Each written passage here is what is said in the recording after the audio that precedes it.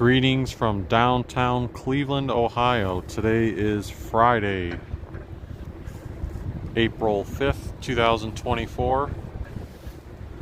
It is about I think it's 4:20. Sorry, my watch was not showing the time due to a notification. About 4:20 p.m. Eastern time.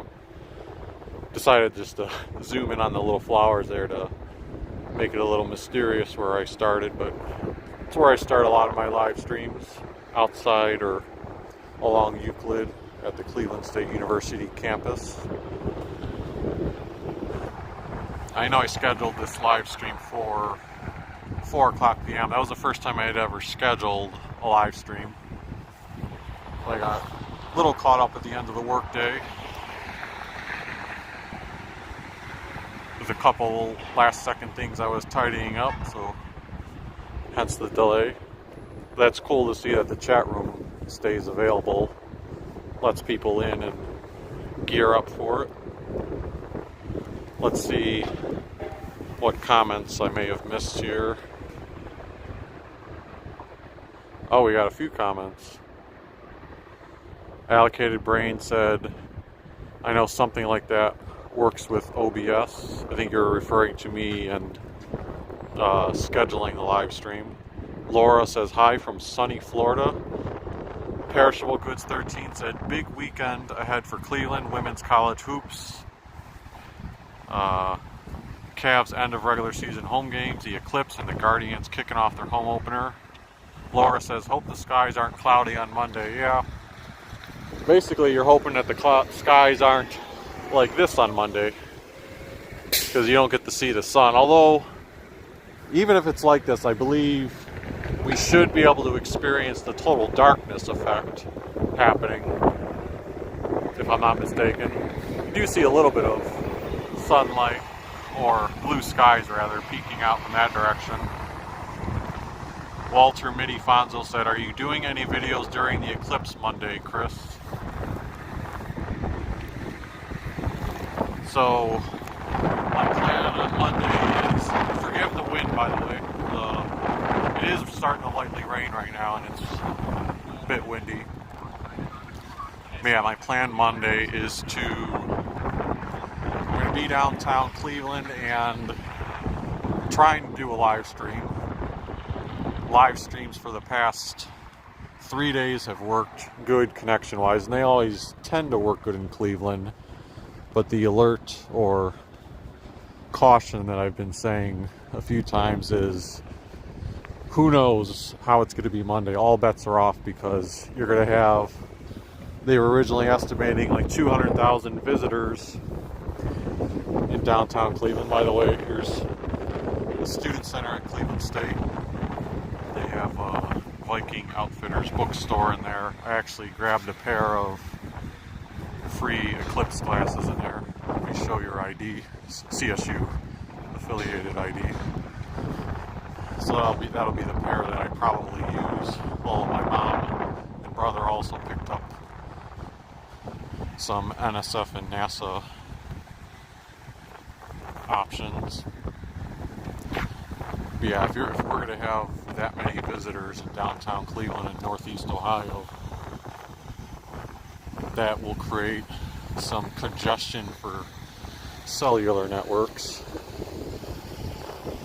And I don't know if the live stream signal will function. So yes, I'm going to try it, but I can't guarantee that it's going to work. If it doesn't work, like, I'm not going to live stream an extremely choppy experience. When I was in Las Vegas and Phoenix, I tried and lasted like 2 or 3 minutes before I said, you know what, screw this. I'm not going to have the viewers watching a live stream that's buffering like 30 seconds, and then it shows 10 seconds of footage and then buffers again.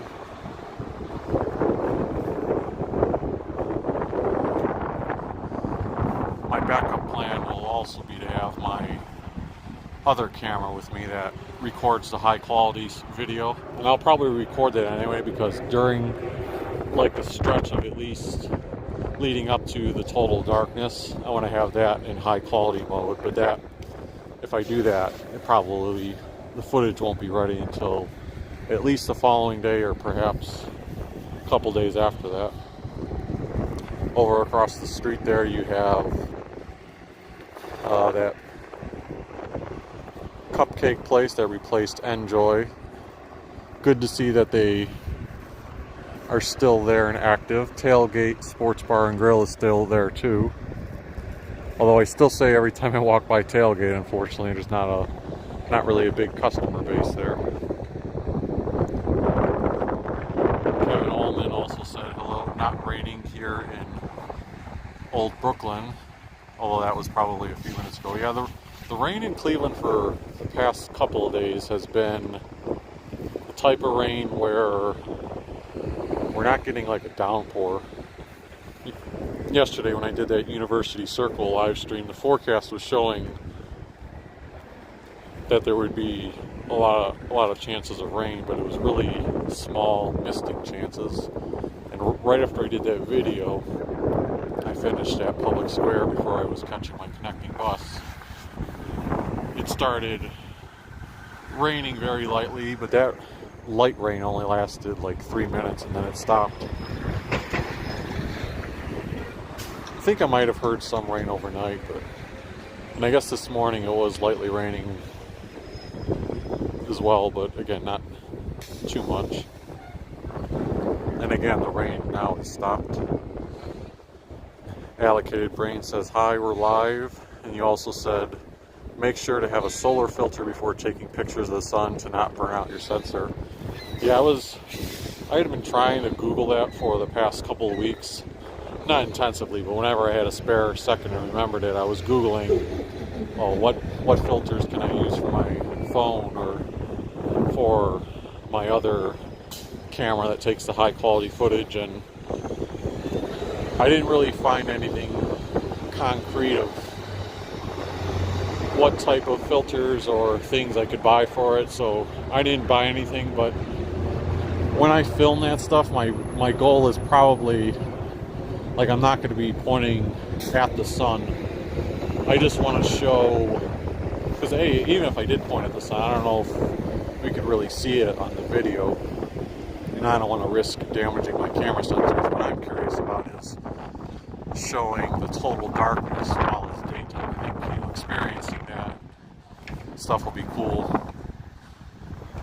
One thing I didn't realize, my naiveness of solar glasses, is as soon as I picked them up there from Cleveland State, I put them up to my face thinking like, oh, these will be like sunglasses. And when I put them up to my face, I was like, oh man, you can't see anything. It's like it blocks out everything. So I guess when you wear those, like in my head I was initially thinking, oh, I could wear these while I'm walking and doing my video leading up to the live stream, but no.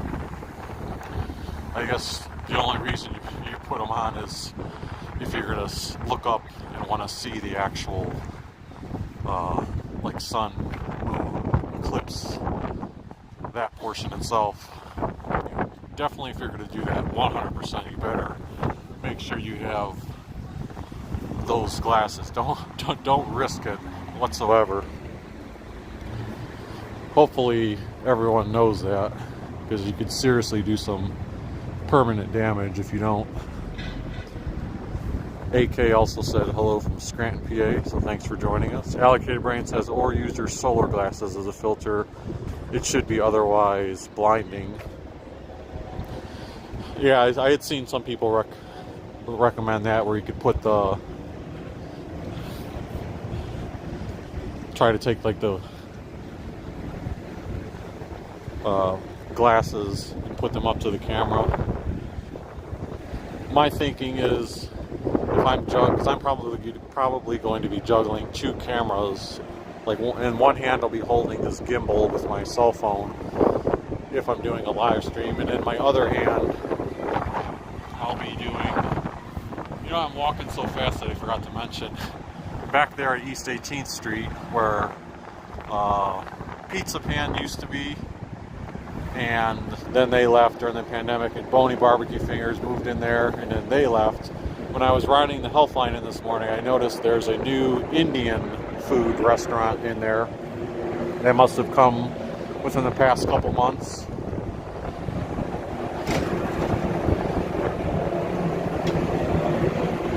There's Corvo's Bakery. Open till 7:30 p.m.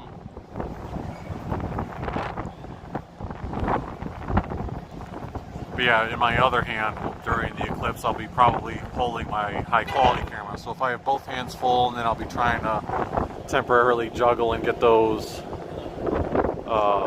eclipse glasses on. Honestly, besides taking a selfie with the eclipse glasses, I may not even wear them, and that's purely because I would not be looking at the sun or eclipse. This is all maybe, because if I'm holding those two cameras and doing that, that's a lot to juggle at once. I definitely won't look at it without the glasses, but I may just opt not to look up and rather look around at my surroundings, because that's the part that's going to fascinate me, seeing like the total darkness during the day. Let's see, are they open Mondays and Tuesdays? Monday they're going to be closed. I think they're normally closed, but so Eclipse Day we won't be able to go there. Tuesday, 9 a.m. to 3 p.m. Today they're open. Today, tomorrow, and Sunday they're open until 7:30 p.m. But they always have some nice goodies in there. This is the Playhouse Square location. Their main location is in Little Italy.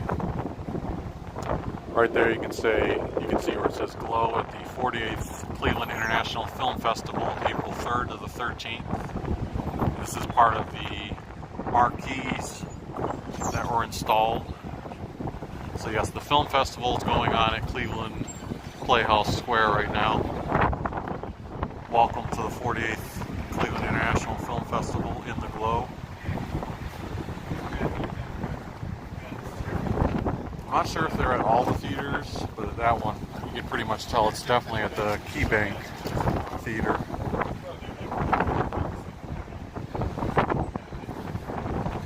I didn't realize all this construction would still be going on. They're really working on the exterior of this building, getting that all improved.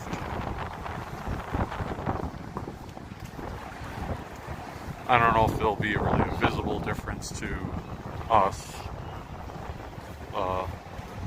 or if they're just doing regular touch-ups.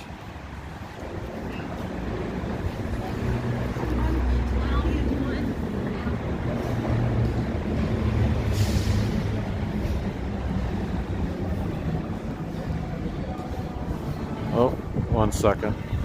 They're always playing music here. I don't want to get a copyright note, so let me mute.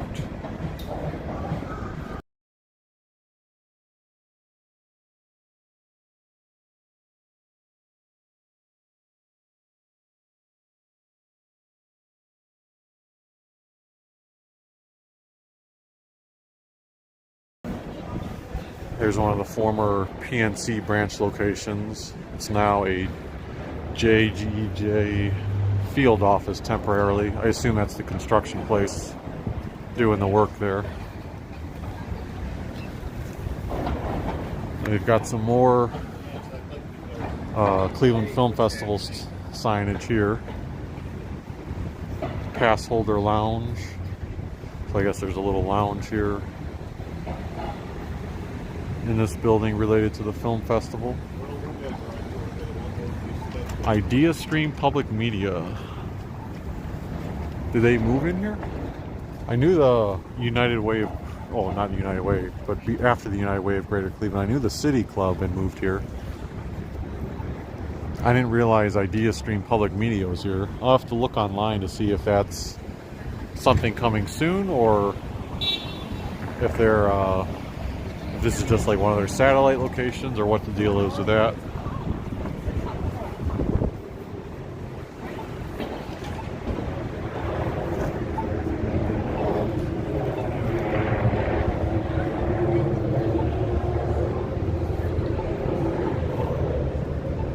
By the way, if you're watching this video, I know a lot of you are so good about it already, but if you haven't already, I'd always appreciate you hitting the like button, subscribing, or feel free to share the video with some of your friends or people you might think might be interested in the content. Yeah, here's the I keep saying United Way, the City Club of Cleveland on our right.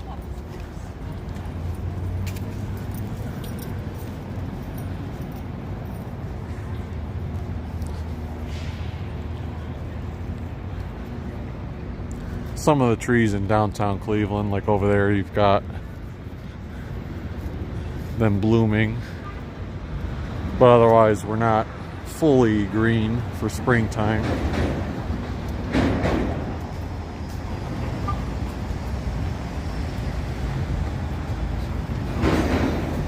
Allocated Brain says Idea Stream has been headquartered there for 10 years. Alright, they must have updated the signage, and I'll have to go back and look on Google Maps. So it must have been more striking signage. Now, if I go back and look on Google Maps 5 years ago and I see the same exact sign, I'll be like, what the heck? Where the heck have you been, Chris? Over there on the corner where Crown Plaza is, you can see part of the band and the NCAA For-It-All Final Four bus. So I believe, if I'm not mistaken, that all the Final Four teams have certain hotels that they've been allocated to. It looks like this one is for NC State, if I'm reading that correctly. Forgive me. I don't know the college teams by heart. As I mentioned the other day, I'm not like an avid college basketball fan. I still think it's awesome that Cleveland's hosting them, but yeah, I assume that's probably part of the band for NC State, but I'd imagine that the players are staying at the Crown Hotel. Now, someone else told me that the Westin is hosting one of the teams, and the past couple days when I've been by the arcade between Superior and Euclid, the old arcade, they've had a sign indicating that I believe one of the teams is staying at the arcade, which I think is Hyatt. Is that right? I don't even know what the players on the team look like. Well, it looks like you've got some cheerleaders coming off the bus here. Again, probably for NC State.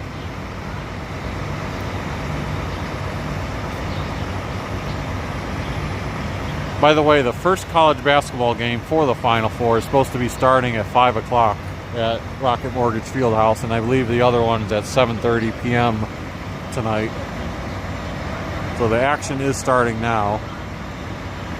Hope White says, hello from the Tar Heel State.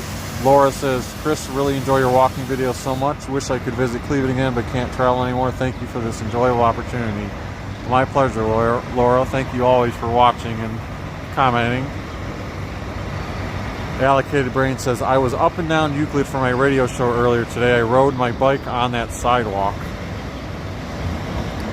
So when you say for your, I know you have the radio show, but were you like doing live satellite coverage content and like talking as you're riding, or were you like filming or recording clips? Kevin Ullman says, I went there years ago on my middle school field trip. We were invited to watch the videotape News Depth, I believe referring to the Idea Stream building. Sorry, I'm just keeping the camera here because not every day that you're going to get to see a Final Four team and their college affiliates.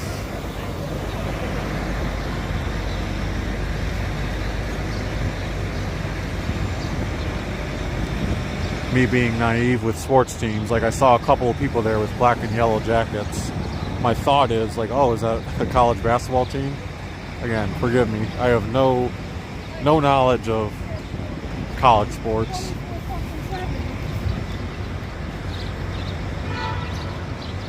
Right now we have 29, now 30 live viewers. So welcome everyone, and thanks for tuning in. It's always customary that, or not always, but often customary that I begin these live stream walks down Euclid Avenue. It just seems to be a good source of action to start things off. Because you walk down Superior's got such a wide street that there's it's hard to really pick up the lively action. So in the background you can hear the band tuning up a little bit, or I can hear it in person. I don't know if it's on the video at all.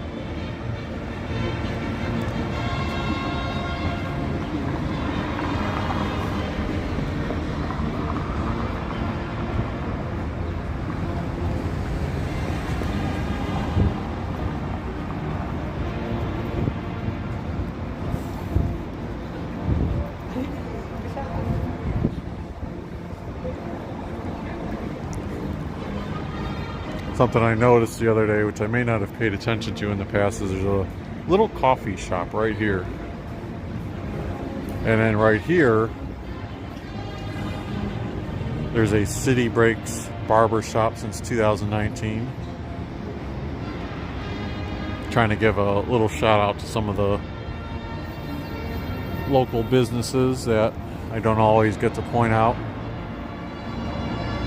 This was an interesting development. I had read a little bit about it, that there might have been safety concerns for the garage. And you can see that they have this gated off, that the Statler garage is closed for renovation, no trespassing.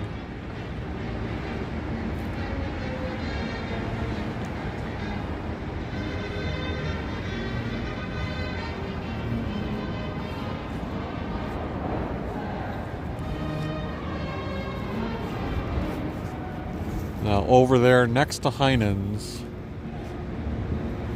I think that's where Geiger's used to be. And then Geiger's left, and now there is a store called Hype. Based on the outside, it looks like a sneakers and athletic wear store. So that's a relatively new business along Euclid in the past couple months. And then over here you've got 5-Iron Golf. I don't know if I've seen their menu before. Let's see what type of food items they offer.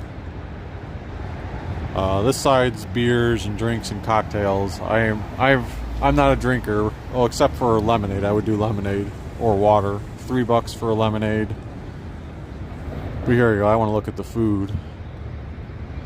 So if I was looking at this menu, trying to see what would I order, maybe the boneless wings. 6-piece for $8. Flatbread pizzas, yeah, I'd go for the flatbread pizza. Margarita pizza for $10. Or there you go, 5-Iron sliders. So some little slider burgers. You get a single for $5 or a trio for $14. And they've got some sides, seasoned fries with ranch, and a couple desserts, Buckeye brownies, Nutella s'mores pizza, donut hole dippers. Yeah, so if I came in here with someone and just like was trying to order and I hadn't eaten, like I was trying to eat dinner, I'd either go for the margarita with fries, or if they're truly sliders and they're small, it's hard to just eat one of those. But I would probably do the trio with fries, although combined that would be $21. Unless they offer, like some places will do fries come with the burgers. I don't know if that's the case. So they're advertising their membership rates here. It says 5-Iron Golf, become a member for $99 a month. Offer limited to the first 100 members, and perks include free daily hitting hours, tracking high-speed cameras, free showers, bag storage, swing evaluation, free breakfast bar, Joe's Coffee, discounted corporate events, 20% off food and items, and other amenities. Caffeinated Misfit says, hello, I missed the beginning. Well, if you missed the beginning and you have time, do that thing where you just like scroll back a little bit and skim through it. I've been sort of taking my time, especially when I got by the Crown Plaza Hotel to show off. What is this time you speak of? Yes, I know. What do you mean? You're not dedicating the rest of your evening to watching Poco Traveler? Oh, I was going to put the camera right up to the window here, but there's actually people inside there now, so I don't want to make it seem like I'm spying on them. Because one thing I noticed is they took down some of the window signage, because that was one of my complaints when they first opened, is that they had this type of signage still on like a lot of the windows. So if you wanted to peek curiously in to see, oh, what's this place like, you couldn't see it, but now you can.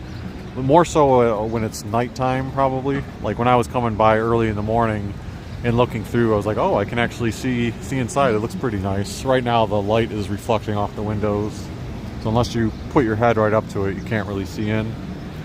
There's your Heinen's grocery store at the Cleveland Trust Company building.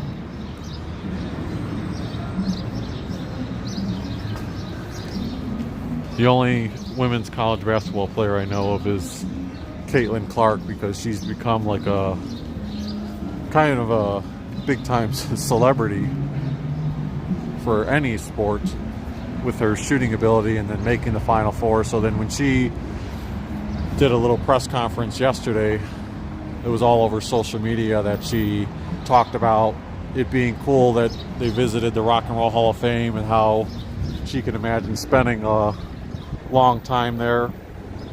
And in addition to that, she said, oh, she gave an endorsement for Cleveland, saying she had never been here, but it seemed cool. What's this say for the branch update? Oh, it's gone. Huntington Bank. Important branch update. This location permanently closed on 1 p.m. on Friday, December 1st, 2023. You can see they've even gotten rid of the ATM that was here for Huntington. So no more Huntington here.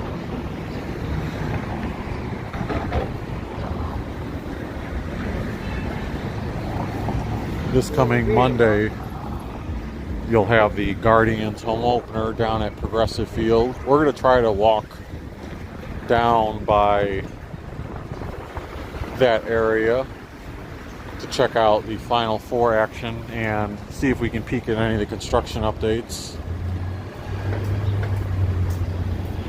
You've got a mixture of some blue skies closer to the lakefront.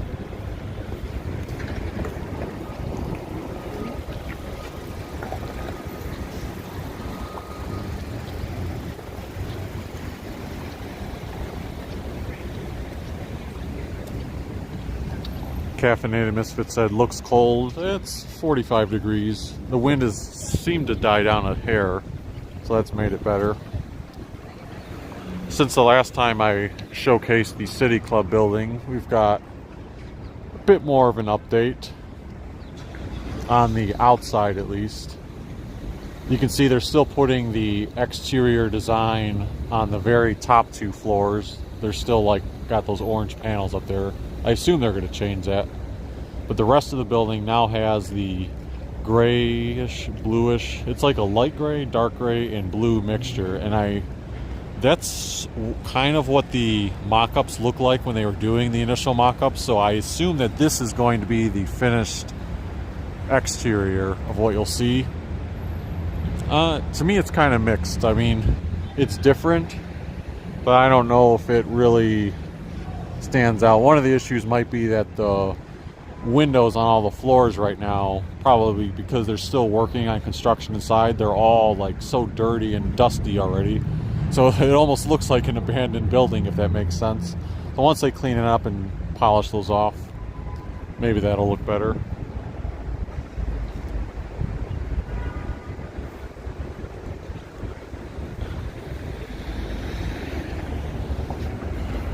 Yeah, it sounds like they still have a lot of work to go. I saw someone on social media who I follow. They live in Ohio City, but they tweeted that they were getting a little tour here, and they were hoping to see more of the building and more of the room options, but they're still doing so much work on the inside that there was only 1 or 2 floors There were only like 1 or 2 floors available and ready to view. And that particular person didn't necessarily give a ringing endorsement for the price of the rooms they saw. But I'm sure they're still going to get good demand and the building filled out.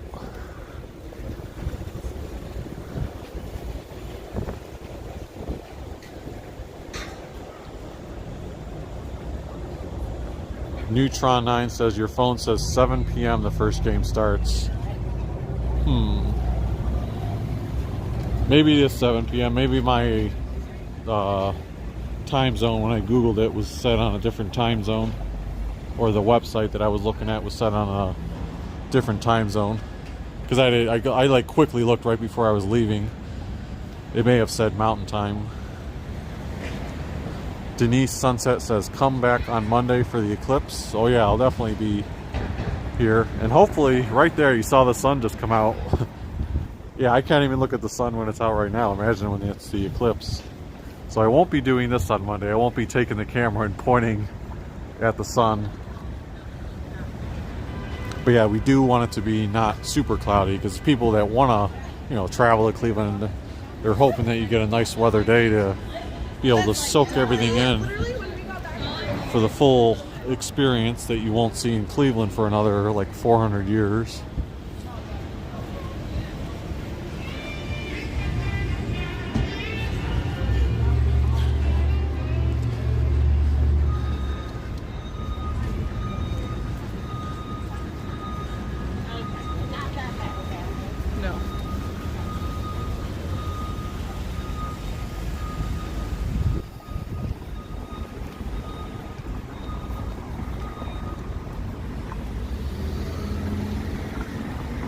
You've got the 5th Street Arcade, Colossal Cupcake.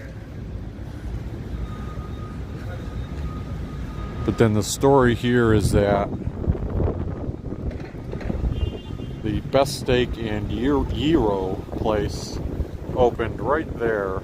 It had been for several months saying coming soon.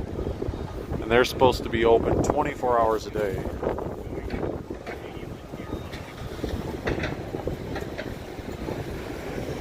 So if you're in Cleveland and you're looking for food at any time of the day, you can go ahead and hop on in there. Hopefully there's no issues with security, because when I think of the early AM hours and people in downtown, you usually don't think of a lot of tourists. You often think of people just wandering around.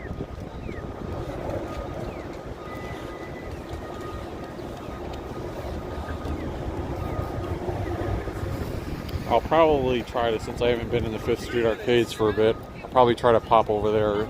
In my head, I'm trying to work how I want to do this update today in terms of navigation. I think I'll go up to the old arcade here, pop in for just a second to show that banner. I think I showed that in my video the other day, but then I'll go down 4th Street, start looking by the Rocket Mortgage Fieldhouse and Progressive Field. Then when I come back, I can catch the 5th Street Arcades, and then eventually go back down by Public Square and check out more closely the Sherwin Williams building.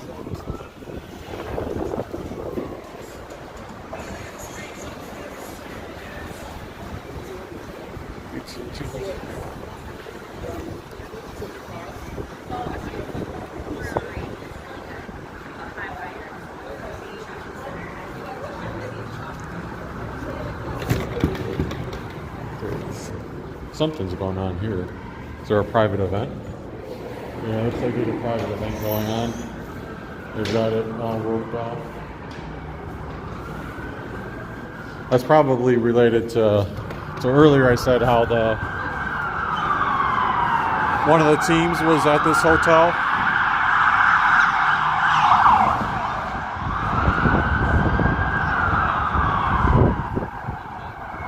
That's no good. Always concerning when you see that. But yeah, earlier I said how one of the teams was staying at the arcade. So I'm guessing probably earlier, like how I saw the Crown Plaza with the band and all that. There's probably members of that, and I could see they had a police officer and it roped off. So no arcade peek today, but I'm trying to think back. If I'm not mistaken, I did go inside there and show the banner in my video on Wednesday, so feel free to check that out. Let's walk down East 4th Street now. This place will probably be hopping a little more this evening when the games themselves are going on. I didn't check what days there are Cleveland Guardians games happening, if there's any this weekend.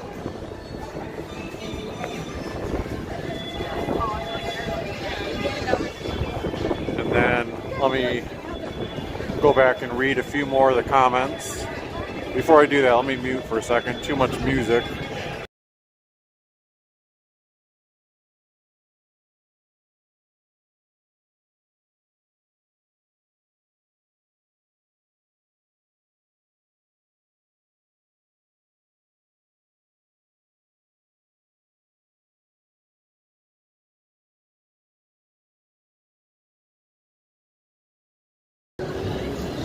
Part of the fun and coolness of seeing, like, because I could tell a lot of these people are tourists, just hearing them talk about Cleveland.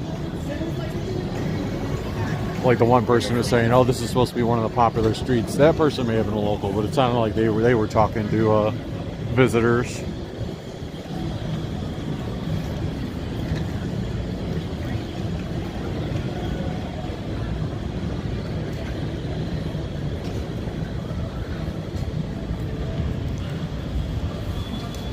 Let me catch up on some of the comments.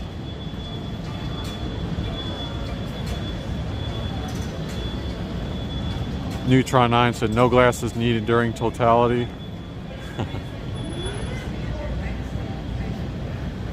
Caffeinated Misfit said that we had, I think that's Atlanta you're referring to, had the eclipse here a couple of years back. Coolest part was shadows on the ground. Yeah, that's what I want to see, all the scenery. Down there by Jack Casino, they've got Cleveland banner on the inner link.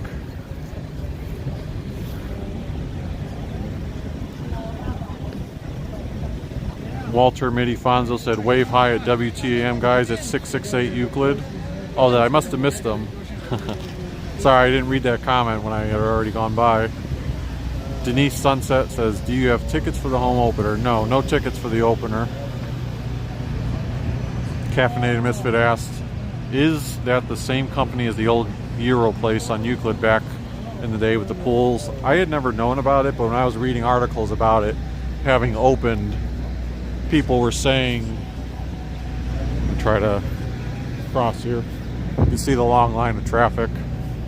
Usually this street has no traffic, and now there's a significant amount of cars coming this direction. But yeah, I was reading articles online saying, oh, it used to be, but the Euro place used to be by the Cleveland State University campus.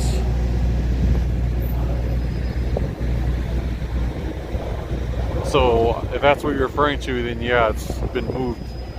Well, I don't know how long ago it used to be down there, but it's the same affiliation. And you said if it is, that place was good. We always stopped there when we were in the area. Denise Sunset says, I hope they reopen the chocolate bar restaurant one day. I haven't read anything about it, but I probably wouldn't hold out hope for that. You rarely see restaurants in the location close and then reopen at some point, especially a couple of years later.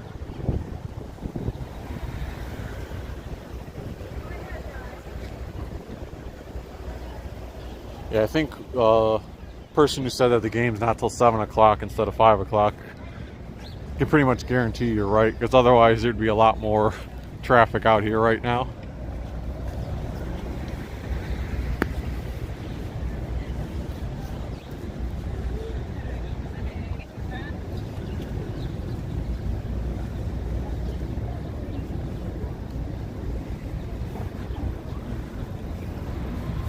I don't know if it's happening right now though, but they had been advertising on Gateway Plaza, which is the plaza between Rocket Mortgage Fieldhouse and Progressive Field, that there was supposed to be like a little, I don't know, I assume like food trucks or little activities that you can do. So part of the Final Four experience here is having the team logos up top.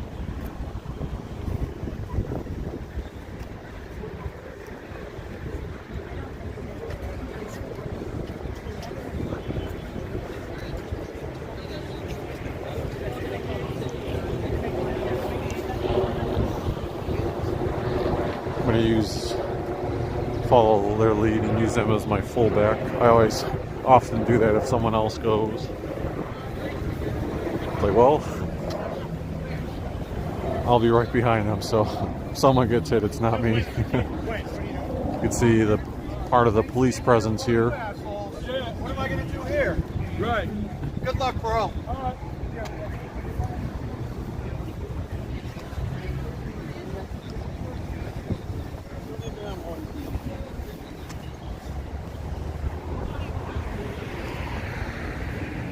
Neutron 9 says the second game with Caitlin Clark is at 9:30.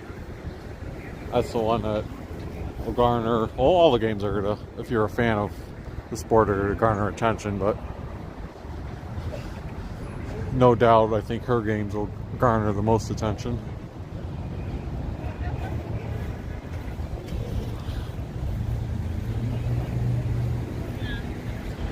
So this is where I ended my Wednesday live stream. We're not going to end today's live stream here. We're going to keep on rolling. But there's that Cleveland script sign with the Final Four logo. Look at that, the sun coming out even brighter right behind us. You can see everything illuminated now.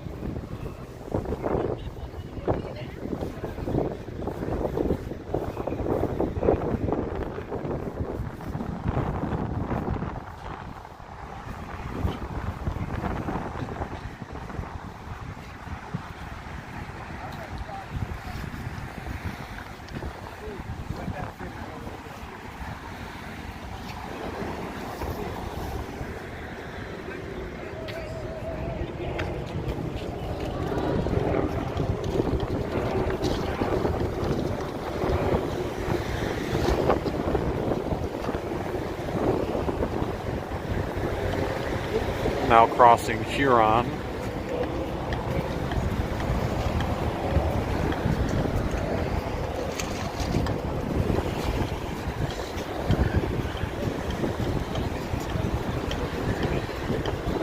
Oh, this is pretty cool. You do get to see a big line of people.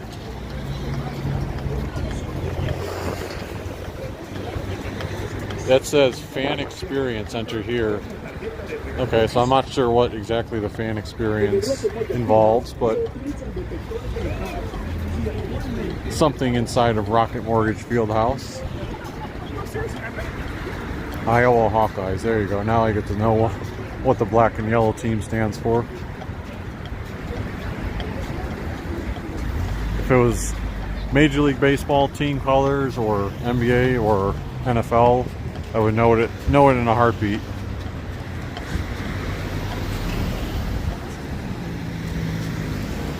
That's why I keep apologizing for anyone who is a college fan, because I'm sure some people would hear me say like, "Oh, I wonder what team that is," and they'd be like, "What? This idiot doesn't know what this popular team name or color is." Yep, so that big line is for people trying to get into the fan experience.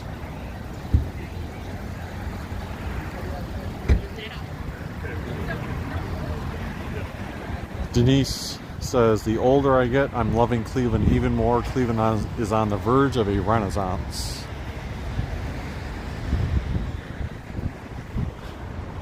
And then Laura says, that's an impressive shot.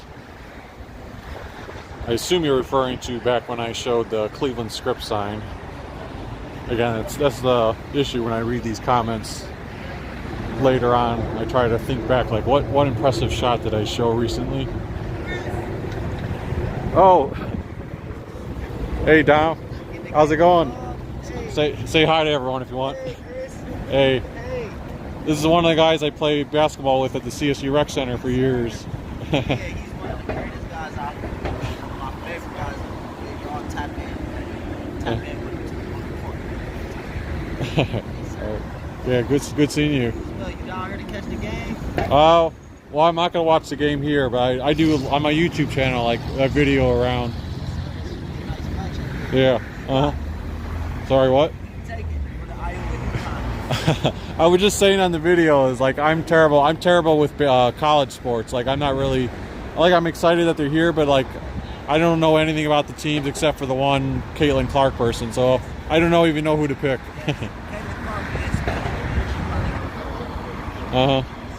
Right. It's good seeing you. Yeah, good seeing you too, Dom. I'll catch you later. Yep, see ya.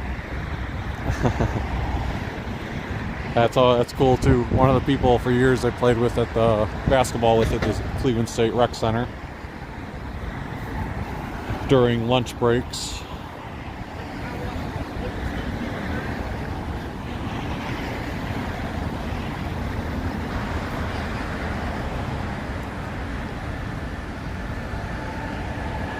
I've noticed that slogan, "For It All," that they've been using on a lot of the banners for the Final Four.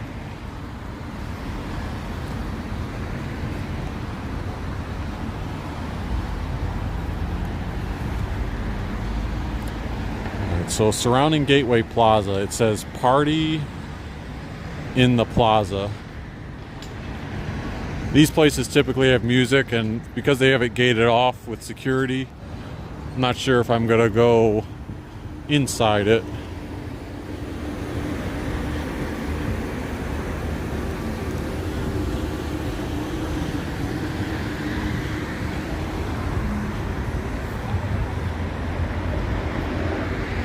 You can see they have like little metal detectors there.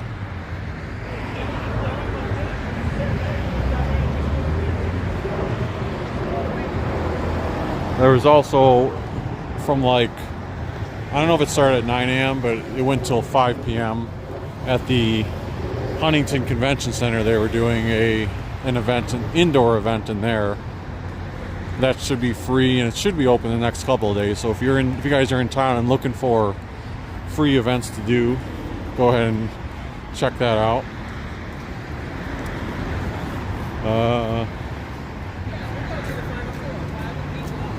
Trying to think. See, this is part of the thing that's crazy for me is that you've got the Guardians game coming up soon. You still got all this construction fencing going on down here, so I can't imagine they're going to move this. Tricky thing. I don't know if they want regular people walking by here or if this is like, you know what I mean? I almost feel like this barricade was like normally here and temporarily moved. So I hesitate to walk down there and be like, hey, this is a closed off area.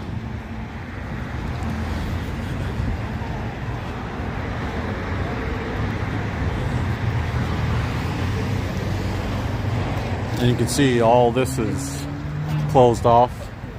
The renovations that they've been doing at Progressive Field.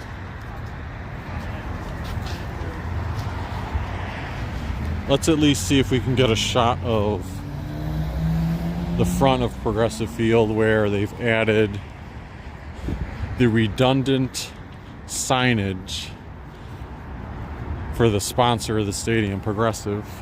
I talked about this in one of my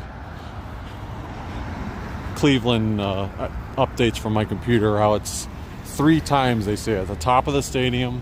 Well, when I actually get there, I'll say that. I'll just give it a second.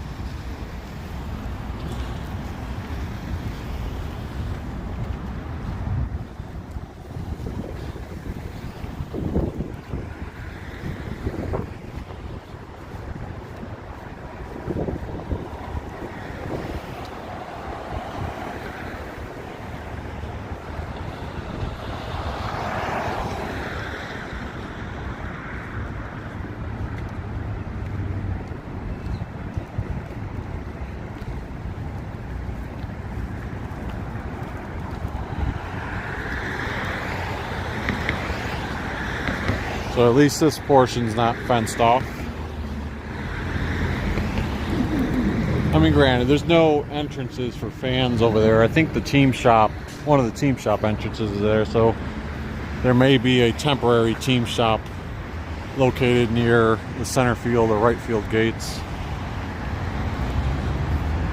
So it's not like it'll impact entry to the stadium, having those fences up.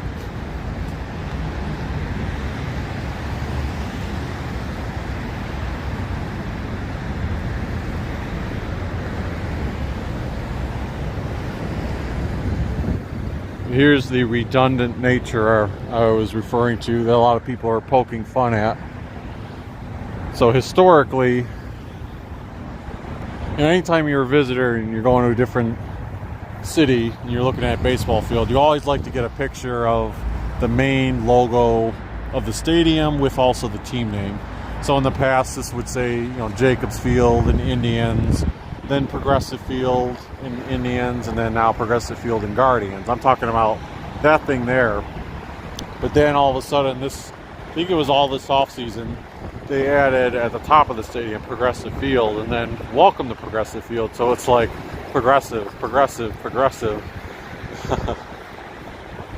I mean, I understand wanting to have that. I do think that's, not bad. I like the idea. I've seen many stadiums do that, but usually when you see that, it's like, okay, you have the main logo up front, and then on the side of the building, like, maybe down that way, so if people are viewing from the highway, they'll also see Progressive Field. You don't usually see them all like right on top of each other.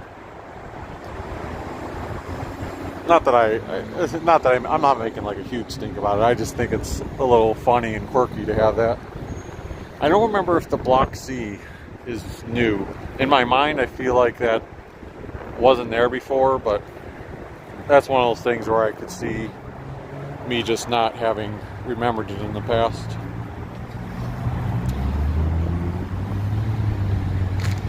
So even though it's going to be a bit of a walk, I'll try to walk fast and go up to East 9th Street and check out, see if there's construction going on near center field.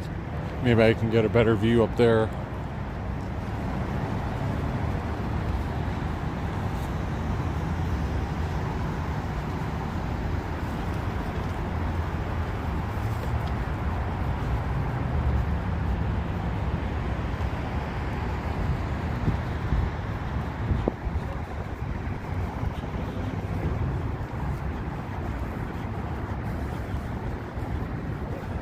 There's some type of fan experience going on here too. It says ticket required for hospitality entry. But I don't know exactly.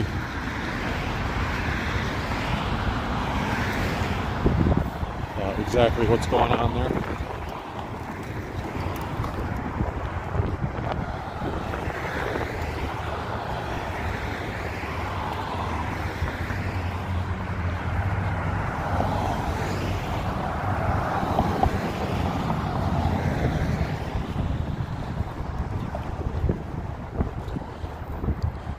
Many of you guys watching know that I finally got my driver's license late last year. The first spot that I practiced at was, my direction may be a little bit off, but the Tri-C campus, I think, is like somewhere, I know this says Cuyahoga Community College, but the main Tri-C campus is somewhere along that area, because I know the post office is like over here on Orange, but then I think Tri-C is somewhere in that vicinity. But it was like I was practicing during the summer when it was summer semester, so the parking lots were empty, so that was a good spot for me to learn the very basics. And then my first time on the road was also around that block, and I ended up, all things considered, I ended up picking up the driving skills very quickly for never having done it.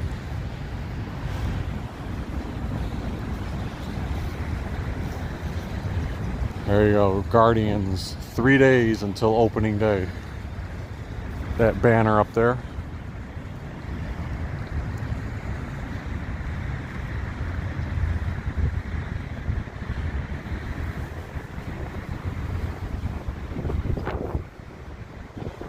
banner all the way over there says Bet 365, official sports betting partner of the Cleveland Guardians, and they've got the Guardians logo on it.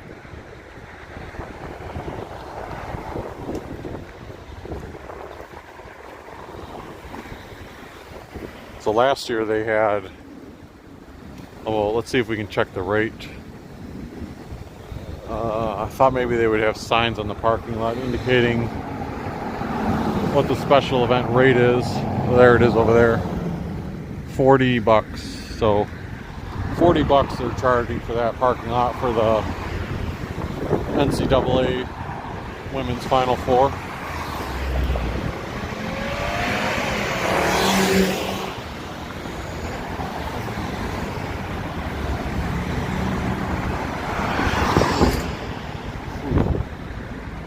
A little cloud of dust blowing up here from the street, I guess. Must be remnants of the construction blowing up.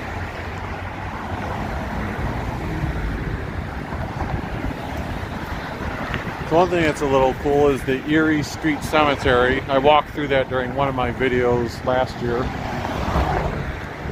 But there's several cherry blossom trees there. I never knew there was cherry blossom trees at that cemetery. It's probably the biggest downtown Cleveland presence of them. It's not like you're seeing a whole big time scenic walk, but it looks like there's 6 to 8 trees that give that nice pink color. Oh, so I guess this is this is part of the big change too. They used to have like extra exit gates along here, and you can see the new versus the old. So the old original, well, I don't know if it's completely original, but let's just say it's original, ends like right there. This is what was there, and then this is stuff that is mimicking the original design, so it looks the same. But this used to be open, like they would have gates here where you could like see into the stadium, and I think there used to be benches for, at one time it might have been fans, and another time it might have been employee lunch areas. And then right there, if you imagine that going downward, is where the original structure ends. So they've kind of like, this is part of the construction project where they've closed all that off. Now let's go to the right field district gate.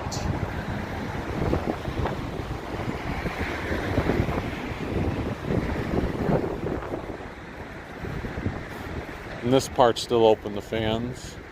There's the Fanatics Sports Book at the stadium.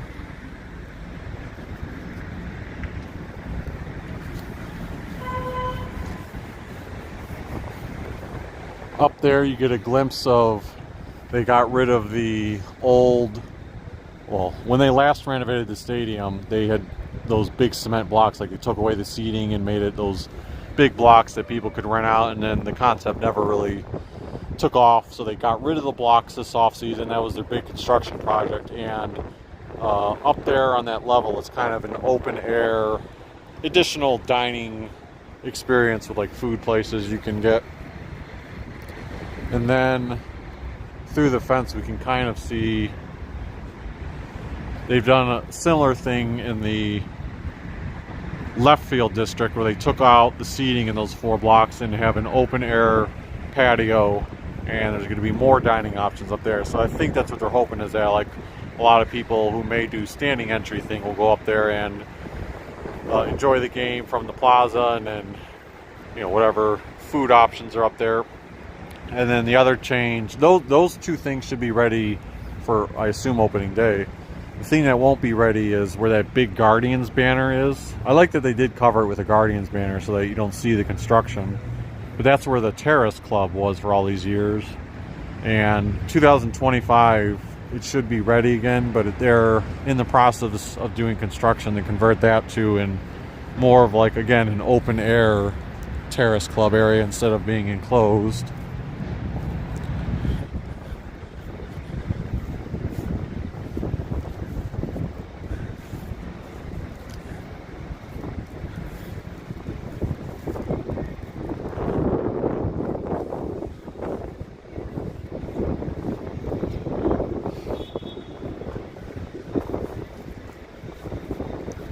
Yeah, so I forgot to mention that. And in addition to trying to cover the eclipse, because that's around like 3 o'clock, and I'll probably try to start that video around 2:30 for the eclipse.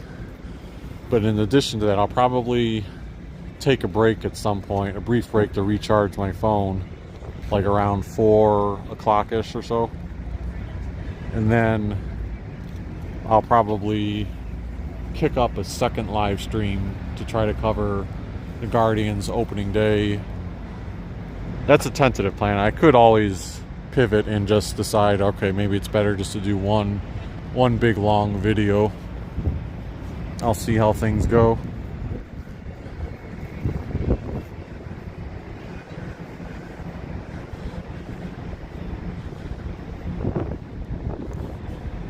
The other change, which I mentioned before, is the blue seating. So the lower bowl, not 100% of the lower bowl, but a good portion of the lower bowl, they've switched out the seats to be blue seats now. And then in future years, probably next off season, they'll change all the other green seats to be blue. So that progressive field sign that we saw in front of the stadium, that's one change I can see from back here. You can see the behind the letters from this side of the park.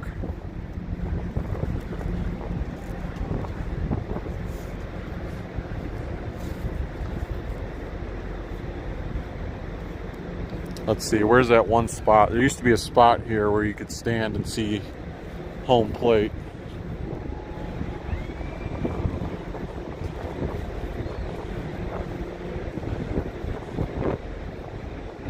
Yeah, right here.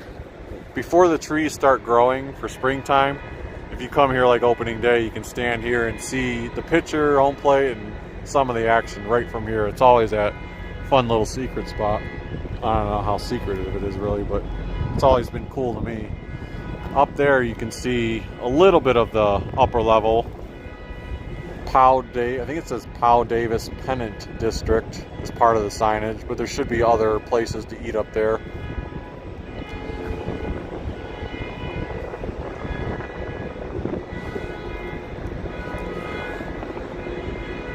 Alright, so now I will start walking back toward East 9th Street.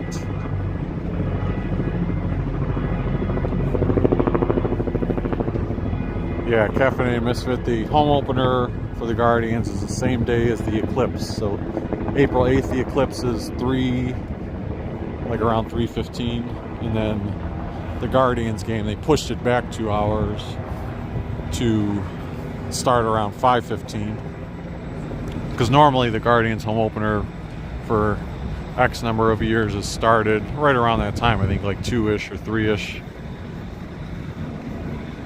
They are admitting fans to Progressive Field before the eclipse for at least a certain window. I don't know the exact times, but I know there's supposed to be like I think a 15-minute or so stretch where they're going to pause entry to the stadium while the eclipse, leading up to the eclipse, because they don't want fans coming in when that whole spectacle is going on. So there's going to be a pause to entry, and then they'll resume entry after a certain amount of time has passed.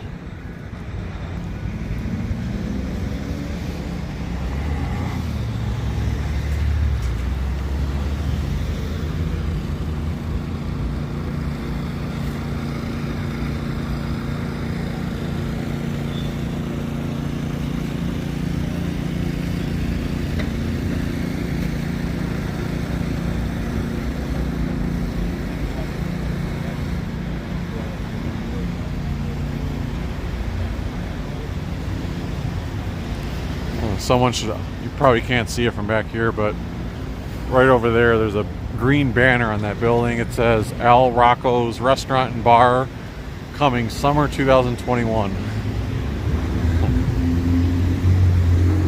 So that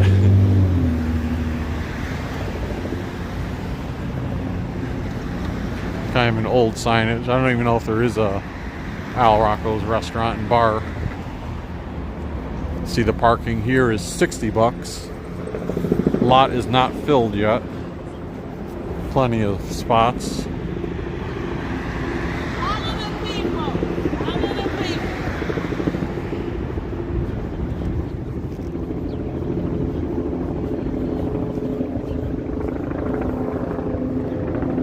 See this Cleveland State University up there advertising 8 epic days in the land. That's all talking about everything we've been mentioning, the college basketball and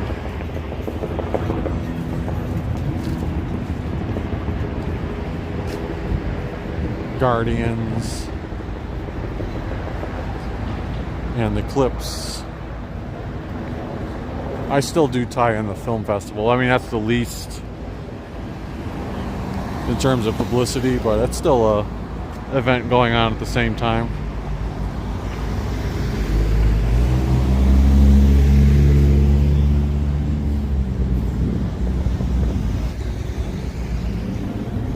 One second.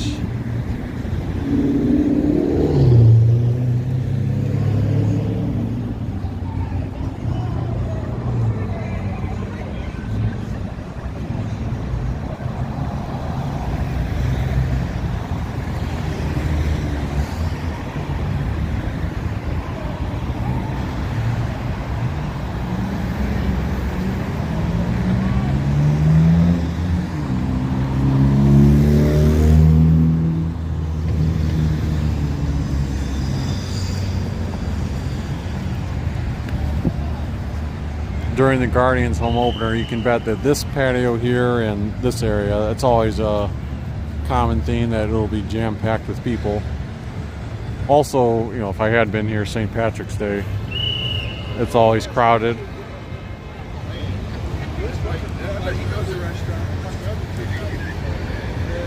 I'm going to try to cross here. It'd be better to be on this side of the street. This car's taking their opportunity to go. Look, 2 doggies.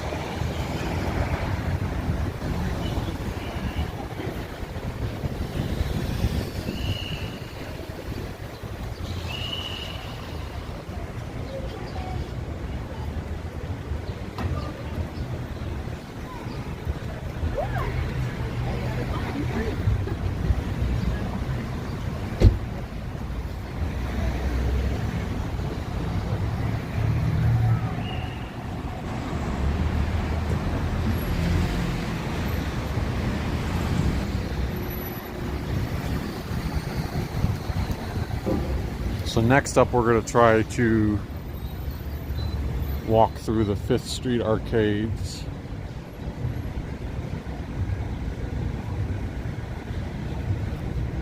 Oh, you know what? I think I'm finally going to stumble into one of the murals that I've been wanting to find the location of.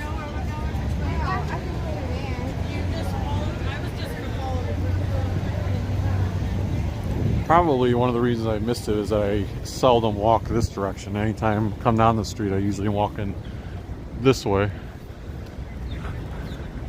Oh, there's a back shot of the City Club apartments. You can see they still got work to do on that side of the building for the exterior.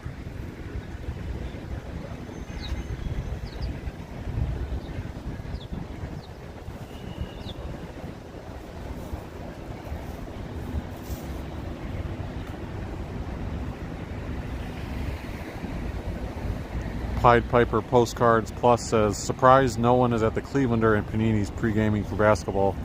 Yeah, I thought it'd be a little more crowded there, but yeah, I may still be early if the game doesn't start for another hour and a half. This is the mural I saw several times last year on social media, but it was always up close shot, so I never knew where it was at, other than people saying it was near the ballpark. So that's cool to see it. Hashtag graffiti heart. Get your tickets here. J'adore Cleveland. Well, I know j'adore in French means I adore. Though anyone probably could have guessed that. I always get a kick out of and love colorful murals. So this parking's probably not that far away, if not closer than the other ones, and this one's $50 to get into.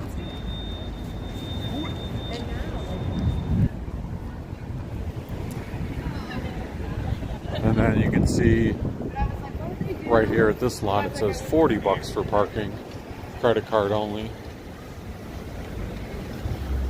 Outside of this building, the scaffolding and outside stuff is gone. I still don't know if there's plans or what the plans are to move stuff in, but you know, polished, it looks nice from the outside. I don't know what the condition of the inside is. Be interesting to see what the future of that space is. They still have the United Church of Christ signage up front, but it also says retail space for lease. So my assumption is just that it's not a church anymore. I could be wrong on that. Maybe there's a component in there.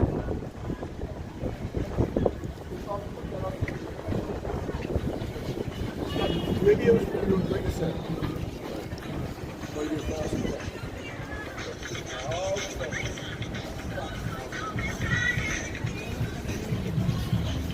Better take one of my gloves off. I may need to mute a couple times here.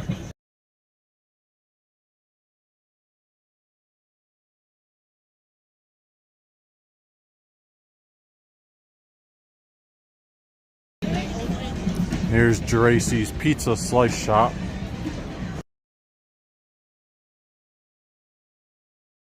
I don't know how often they actually use the slice window. Right now you see it says slices inside. But I haven't come by yet when the slice window is actually open.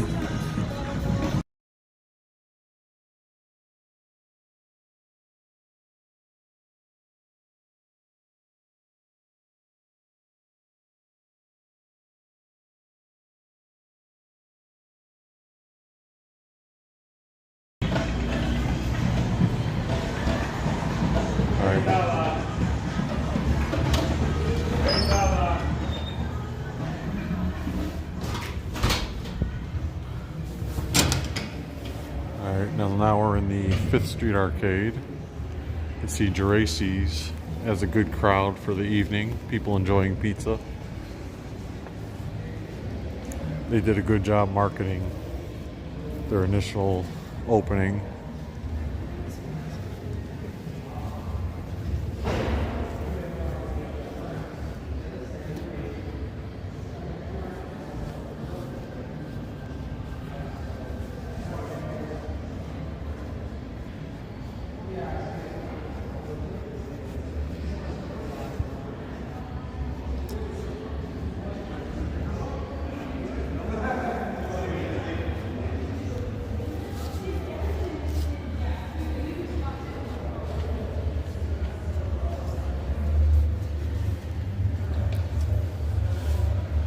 I'm going to continue down that direction in a second, but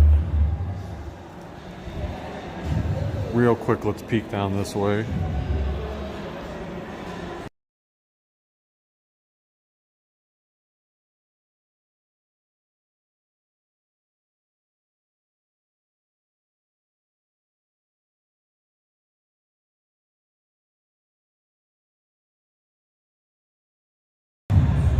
Something's going on up here.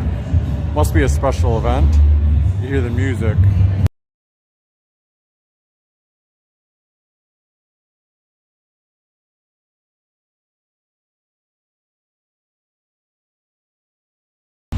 Yeah, it's a Playa Society Mitchell and Ness WBB pop-up.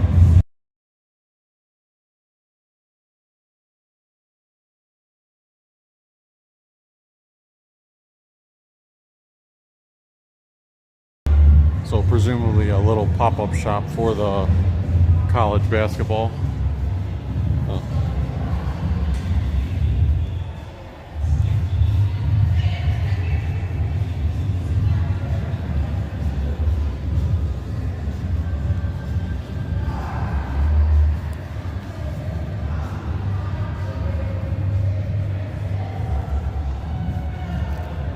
Bobby C's Classic Barber Shop is still open at this time of day.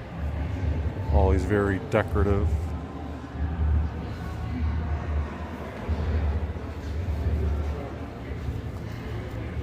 Jewelry shop's open. Coco's is still open.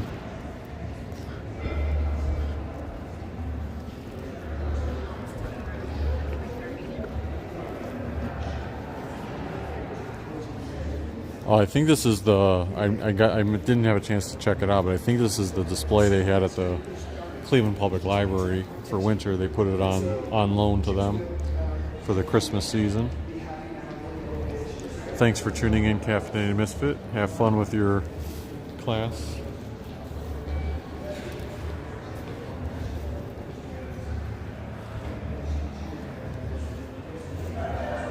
This place here, Revy Fair Trade. Last time I was by here, I got a kick out of just looking at the little unique merchandise.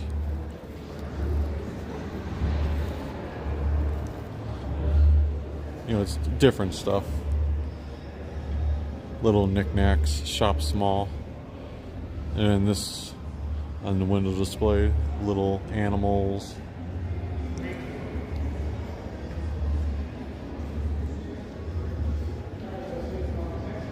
Adopt a fluffy friend.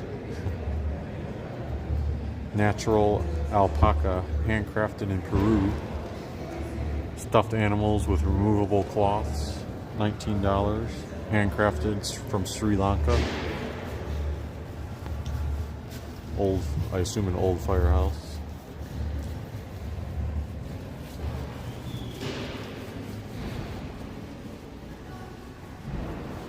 And this side is also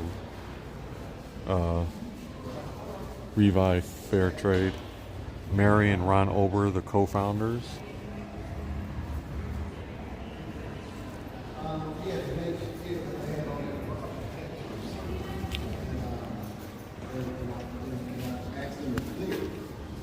So that people can get paid.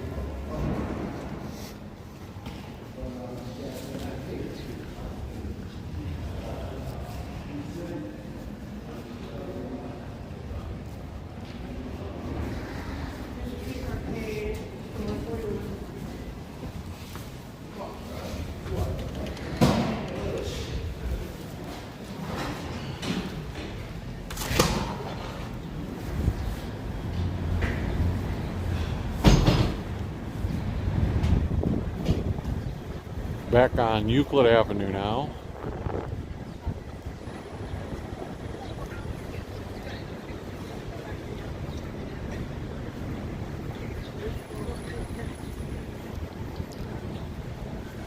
Here you go. The best steak in euros, number 2. That must be why the number 2 significance. It says in the thing, no cash, card only. And everyone who always criticized my pronunciation and that where I used to say gyros, you can see right there it emphasizes gyros, which I've tried to make a point to say.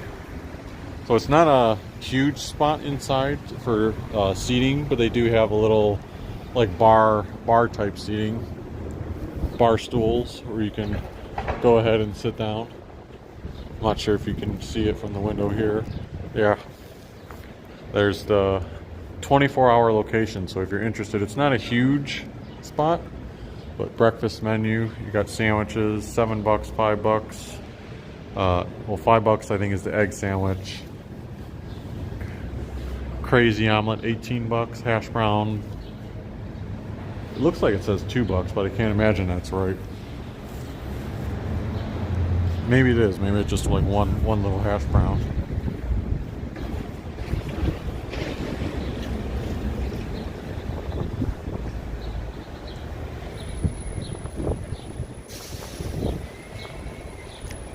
Denise says, love your stream. Maybe one day you tour the museums and the Cleveland Orchestra.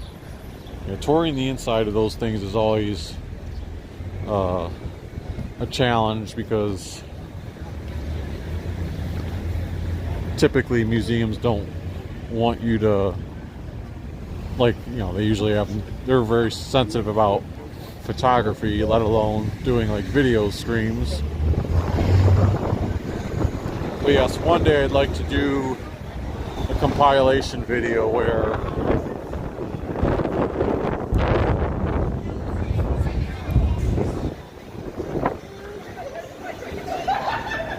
little busier now down 4th Street. One day I'd like to do a compilation video where I maybe film a couple of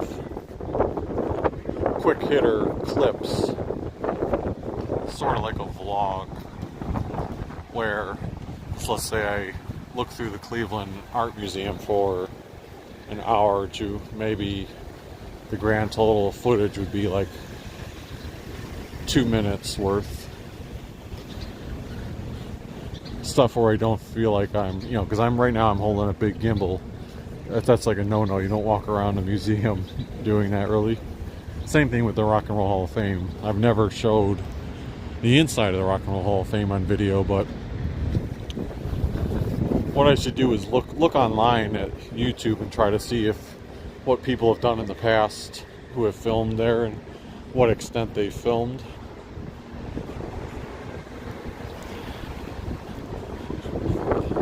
I mentioned a couple days ago that DP Doe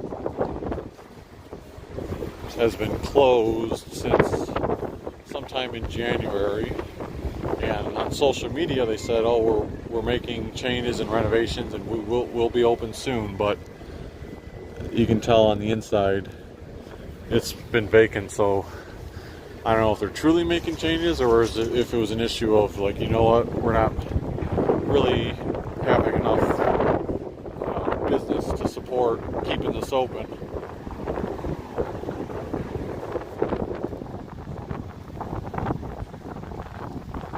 This is coming later this year. The Museum of Illusions will be here. That'll occupy part of the May Company building, and this is where the old Taco Bell Cantina was. They are currently trying to court businesses to move in there. So online there's been references made to there being a few showings.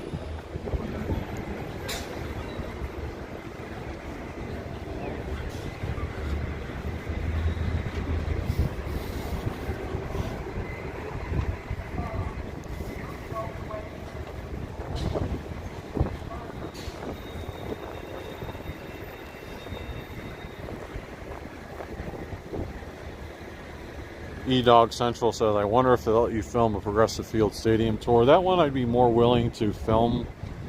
I mean, I'd still be a little conscious about it, but I have filmed like a tour of the Seattle Sounders, well, same place where the Seahawks play, Lumen Field. I filmed a tour in there when I did the Rams, when I did the one-day trip last year in December to Los Angeles. I filmed the Rams Stadium back in before I started Poco Traveler, when I did a 1-week vacation with my brother to New York City. We went to the new Yankee Stadium. Well, new in the sense that it wasn't the old stadium. When we went there, and also to the Met Stadium for my personal collection, I did a video around both stadiums, so I have more experience filming in stadiums, and I haven't run into any issues yet.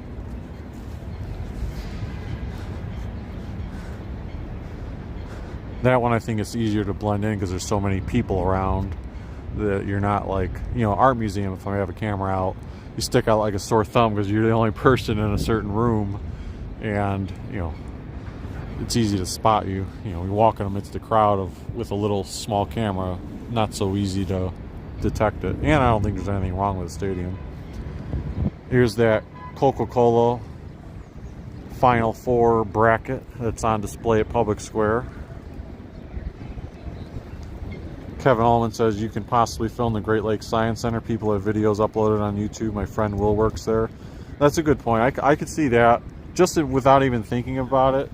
If you would have asked me what about that, I would have said, you know what, I would guess that's probably something they'd be more willing to do, or I could film in. When I was in St. Louis for my conference last year, I paid to go into the City Museum, and because that one I kind of considered that like a big playground and amusement park, I did film inside there. But I think of that and the Great Lakes Science Center, for example, is more of fun playground-like exhibit, so to speak. So I think it's less sensitive than art museums or certain other museums. Oh, one place I did get I tried to film, and I was trying to be somewhat discreet about it when I was in St. Louis, the National Chess Museum. It was a small building, but they had like 3 little floors to it, and I was trying to, again, I wasn't doing like a full tour of it, I was just trying to sneak in some videos, and I don't even know where the person saw me. Like, next day I know someone came through and said, oh, are you filming with that? And I just said, oh, I was just doing a few short clips for like memory, or to share with family and friends. And they said, oh yeah, no, like you can do pictures but like no video in the area. So I was like, oh, okay, which, you know, I completely respect, because those are private things.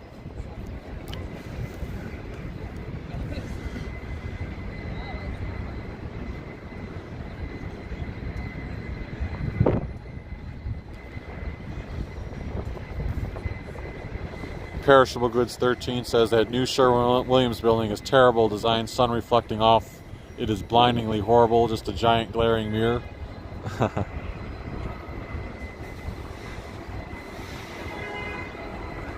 Maybe. I mean, it does create cool effects. I know there's mixed opinions on it, but I guess that's probably the best thing to say. I've seen some people say, oh, they hate glass designs like that in general. Some people think it'll be nice. As far as construction of it, it's still considered topped out, but I read an article, I think a couple days ago, that indicated there were some more supply chain issues with part of the construction. They were initially hoping to move people in to the whole building, I think, or finish construction at the end of 2024, but now they're pushing those estimates into 2025. So I think they, out of precaution, extended the lease to late 2025 for their existing building by the river, and they're going to do more of a phased approach to moving into this building. I read that the lower levels that are maybe completed first, they'll start moving those people in first, and then as the upper floors are being worked on, they'll do that phased implementation.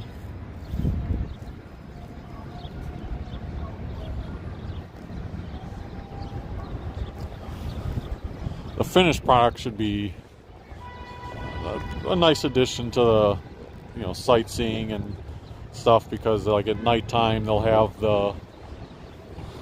it'll be subtle, much like some of the other subtle lighting on Cleveland buildings, but there'll be like a banner, not a banner, sorry, I don't know really what to call it, a strip, kind of like a lighted strip that goes down the building, and I think they'll be able to change colors on it.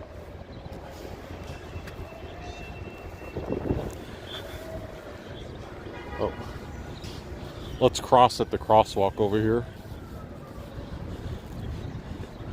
I'll repeat this again that I covered in my Wednesday video.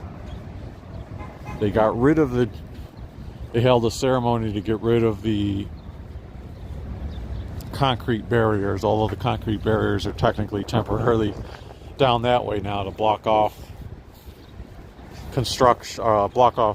buses and cars from possibly going through. But they got rid of all the barriers that were here. They held a ceremony near the end of March for that. And starting on April 9th, one day after the eclipse, so this coming Tuesday, they're going to begin construction on putting the permanent bollards in on Public Square. And they'll also be putting the Raptor style bollards at the entryway to the square, meaning they're retractable.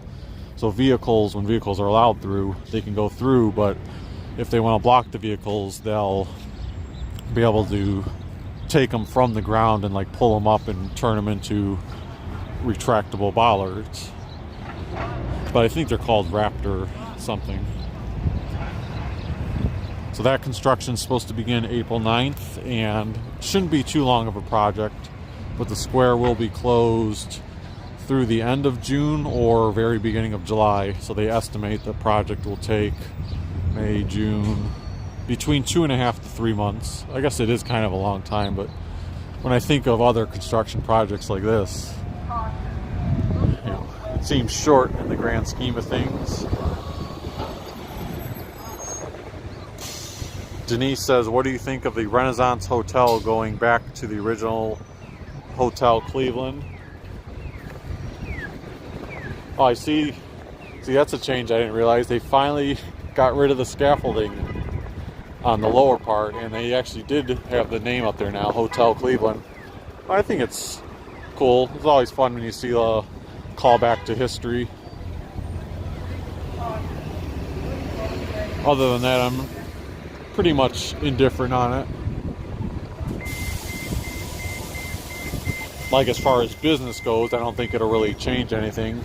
I mean, from a marketing perspective, I would wonder, does it have an impact on visitors? Because if you hear of Renaissance is a hotel that's in many, unless I'm forgetting, I think that's a name that's like recognizable in many cities. So a visitor might think like, oh, Renaissance, that's a known hotel. They may see Hotel Cleveland and be like, oh, what is that? And they may just skip it as far as research goes. E-Dog Central says, rumor has it Sherwin Williams will be building a second tower that could be at least 500 feet tall starting after the first tower opens. Yes, I know it was, I think it was my December, one of my December videos that I did from my computer, or maybe it was a November video that I mentioned that reported rumor that after the first one's completed, they might already be looking to do a second building not too far away from it.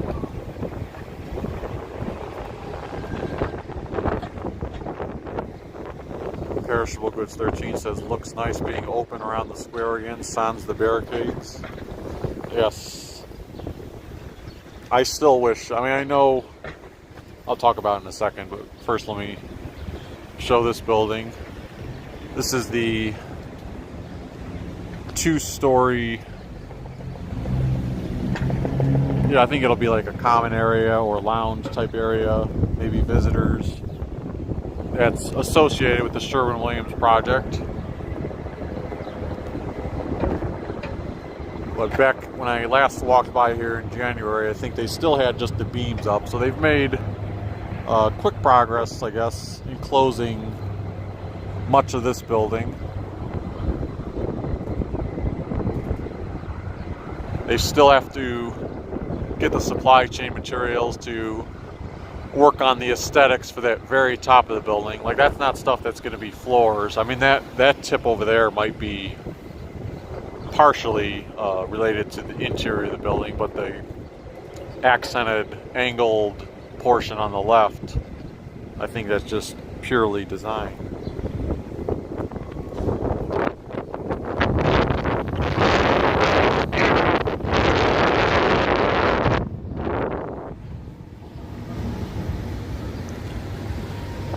Where Snowbands Persist says, long time no see. Yes. And Denise says, wow, Sherwin Williams has truly invested in Cleveland. Indeed they have. It's nice that headquarters here for a while. They had the opportunity, if they wanted to, they could have said, yeah, you know what, let's just find another city to grow and expand our business, but they decided to stay home and have like a huge presence in the heart of downtown Cleveland.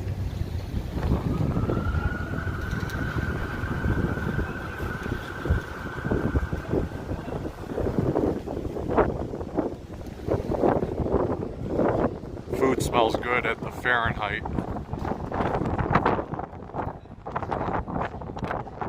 And you can see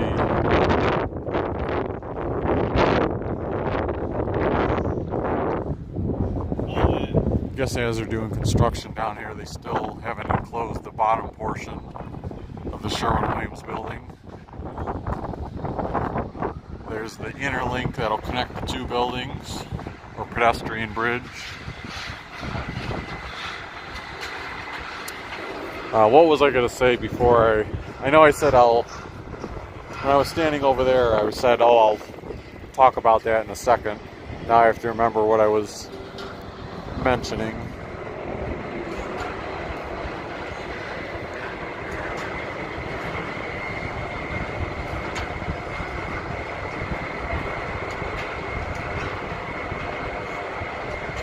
Yeah, you got 3 elevator shafts moving all at once.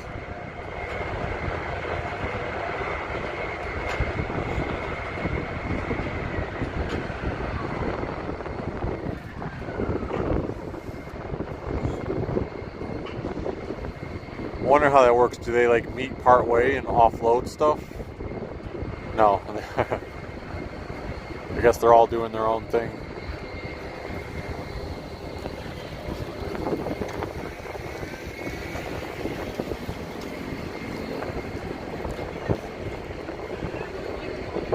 Here's the parking garage structure.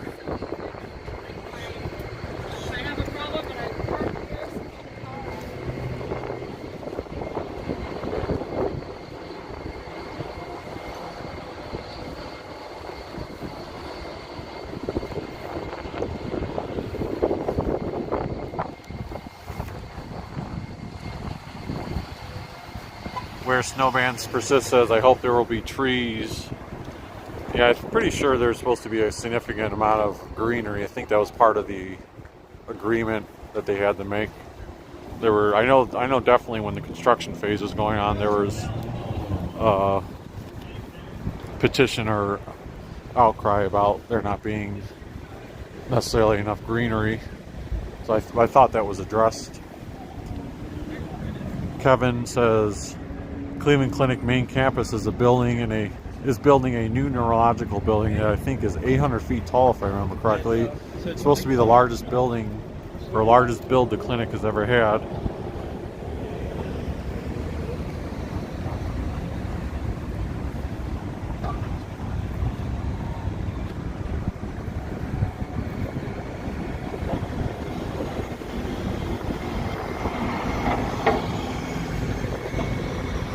So I think for the purpose of today's video, we'll probably skip the warehouse district area.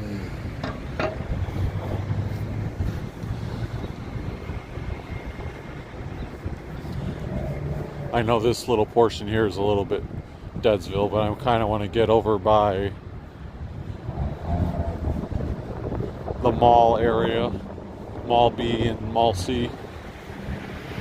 Also curious what the mini renovations at the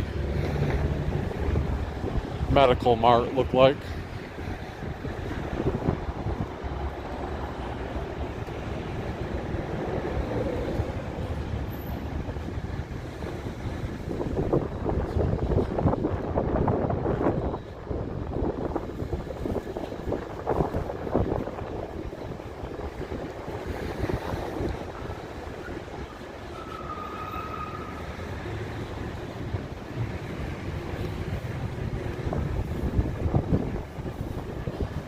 One thing near the warehouse district, I don't know if you'd quite consider it the warehouse district, but it's along Superior and maybe West 3rd. But along Superior and West 3rd, that's where they have that Luna Bakery. And I follow them on social media. They've been having the supermarket is going to be closed on Monday, April 8th for Eclipse Day. See you Tuesday, it says. Yeah, but Luna Bakery has eclipse-shaped cookies and Guardians home opener cookies that I've been seeing on social media. I know they're expensive, but it's always cool to see those handcrafted designs. Oh, Dave's Cosmic Sub says closed for maintenance as well. Although I do see people inside working. Luna Bakery, unfortunately, I think is closed on the weekends, and they close at 3 o'clock p.m. today. I'll have to check if they're open Monday, because that might be something where Monday, like early morning, I might be interested in going in there and doing a short pre-recorded video showing off the cookie designs and maybe buying 1 or 2 of them to celebrate the occasion. Yeah, there's the little addition they're making to the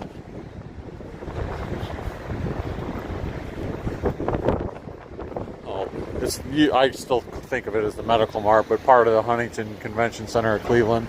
I don't know what it's for. I just know it's been ongoing construction.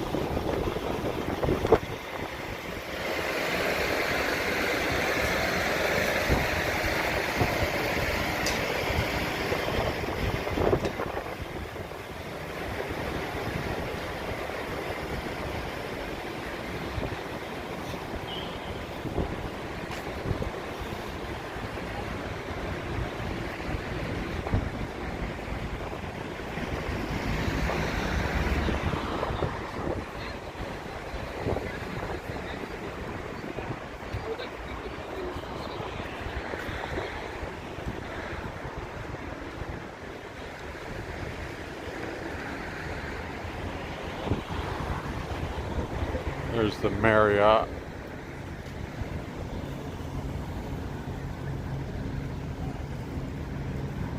So you know what? I was initially thinking that I told you earlier that there was an event at the Huntington Convention Center called Tourney Town. I was thinking that the entrance to that might have been, underneath the Mall B and C, but based on this, it makes it seem like the event might have been taking place in here. Over there it says exit only, but then there's an arrow down there that makes it seem like go over there for the entrance.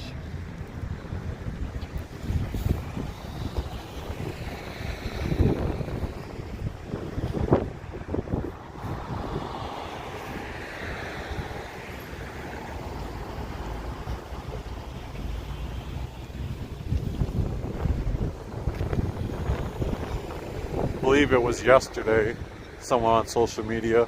I always pick up a bunch of little nice nuggets on X or Instagram, but I come across a tweet that said that they had turned on the fountains for the year yesterday. I think that was yesterday at the Memorial Plaza. So the fountains are activated for the season.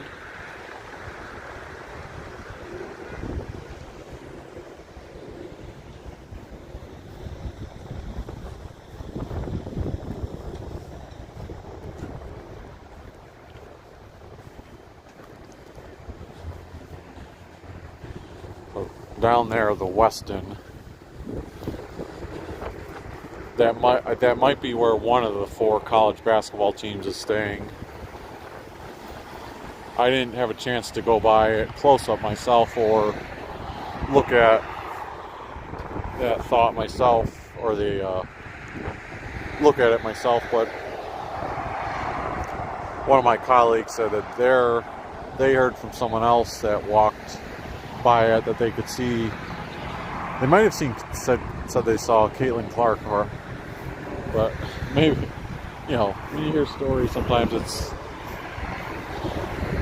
when it's second and third hand, you can't say with certainty. But we'll roll with that as a possibility right now.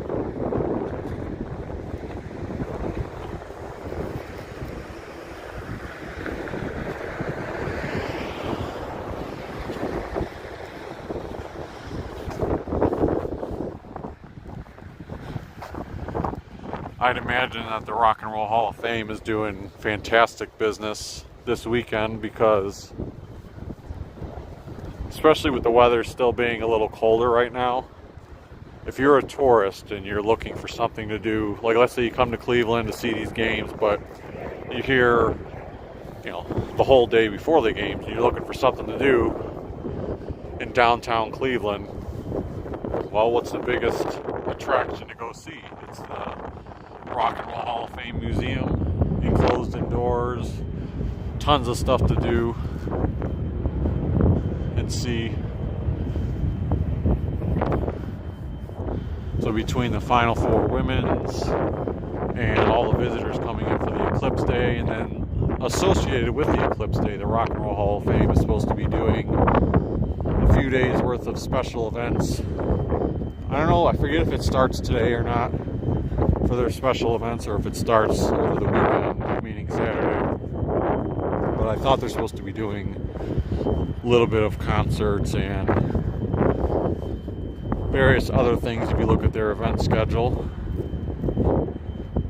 I don't know if all those components are going to be outdoors or indoors. Nature Girl says, thinking back to teenage and young adult years, attending many car shows, sportsman shows, home and garden downtown, wish they still featured them. Yeah, at the convention center, right? So, was it, I know the convention center is one of the, like the old one, maybe was the public auditorium part of it? I do remember, there at one time, like entering the public auditorium and then going downward, but it might have been still underground. I was too young to see all that in person.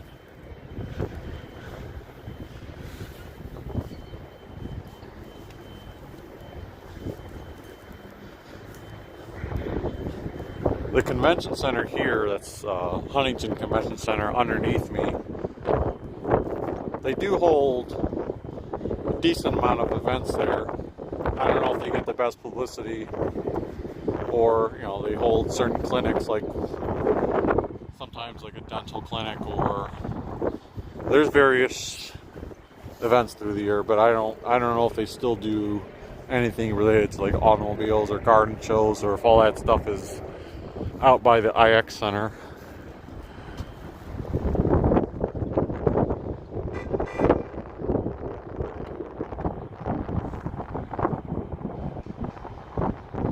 There's Cleveland Browns Stadium, which will be host to WWE SummerSlam in early August. I'm a big wrestling WWE fan, so I'll be trying to watch WrestleMania this weekend, Saturday and Sunday. That's the biggest event of the year. That's the Super Bowl of wrestling, but the next biggest event of the year is always SummerSlam, so Cleveland is hosting that in the stadium. Hopefully it'll be nice weather that day.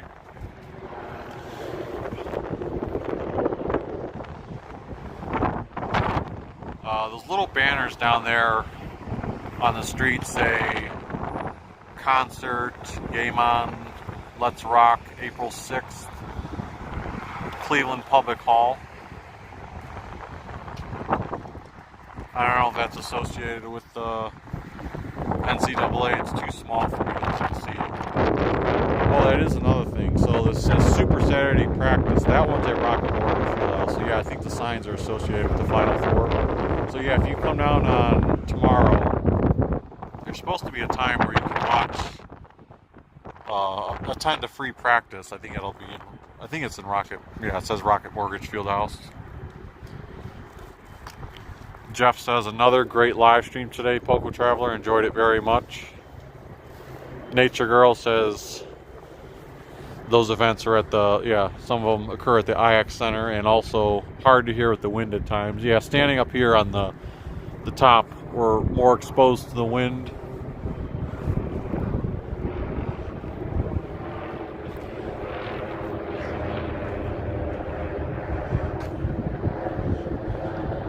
Now that the Sherwin Williams building is topped out, you get to include it more in the pictures that you would take from here. And there's the dogs that play at the big green yard. Oh yeah, so eclipse day. I'm still trying to determine where I want to stand. That's part of the reason why I want to leave early. I think it'd be nice to be amongst the crowd, but I think it's also nice to be in an open area where you can actually see a lot. So I always feel like this area, it's big and open, a lot of space. You're surrounded by Key Tower, sort of the lakefront, the fountain over there. So this is a tentative. This is like my current favorite, meaning the top contender of spots that I will stand on Eclipse Day. Public Square is also a consideration.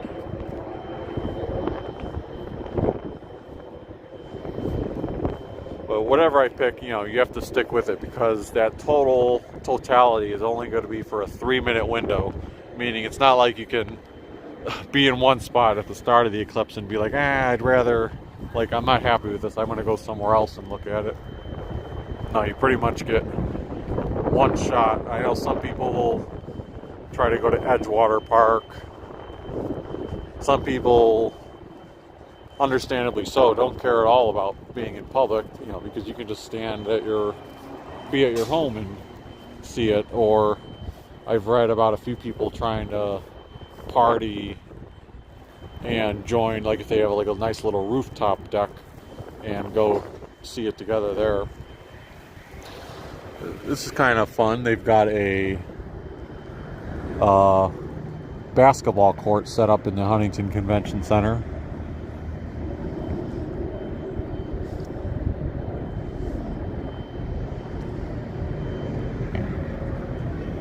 There's also some bleachers, portable bleachers set up. Even though I saw that signage over there on the out by the medical mart for the Tourney Town, that free event, I think it actually is down here. And that basketball court's probably part of it. I know it's hard to see, but down here I see another thing that says like Wilson bonded by ball, and in the background I see like some greenery and other things.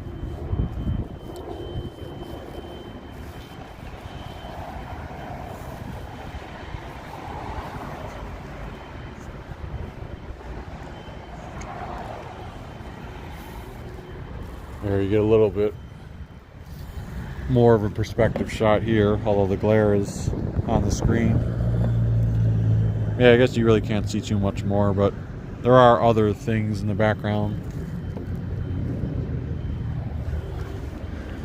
I'm still not clear though if this is that free Tourney Town event. Well, again, that event would have closed at 5 o'clock for the day, which should be open Saturday and maybe Sunday.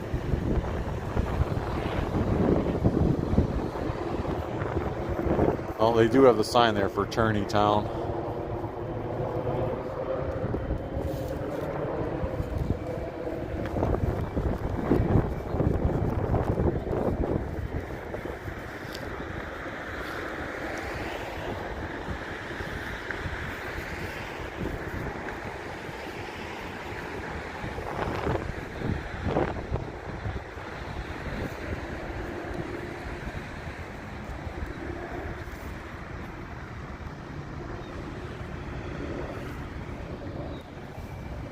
This spot down here wouldn't be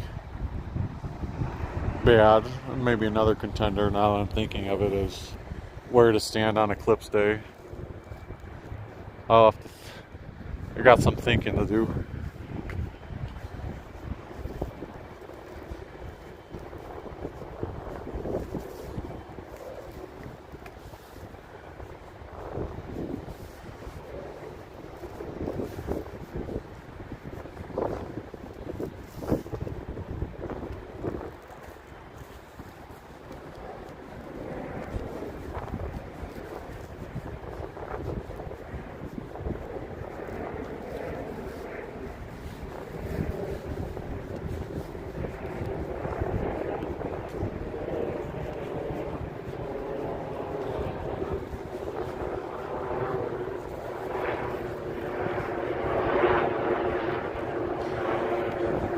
I know some people were, well, I shouldn't say some people, but I know Delta Airlines was offering unique flight opportunities to like be flying in the air during totality.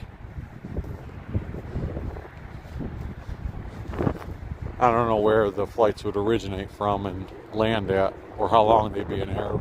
But it was like, oh, experience a unique opportunity, be in the air during totality. To me, that'd be kind of weird because when you get up in the air, like all you really can see, like if it's at nighttime, all you do see is darkness to begin with. I'd want to experience it in the heart of a city that I'm familiar with, so that it's like, wow, during what should be daytime, it seems like night.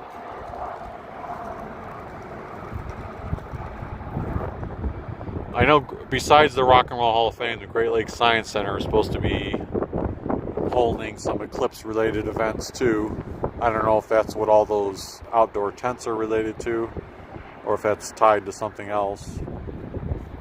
And Rock and Roll Hall of Fame, they'll be eventually building the addition out between those two buildings.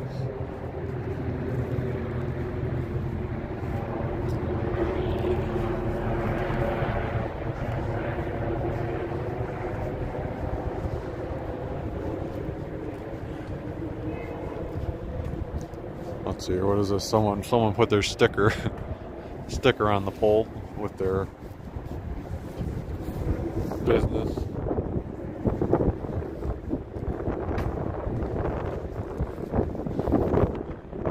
Alright, so initially I was thinking maybe I would just end the live stream up there on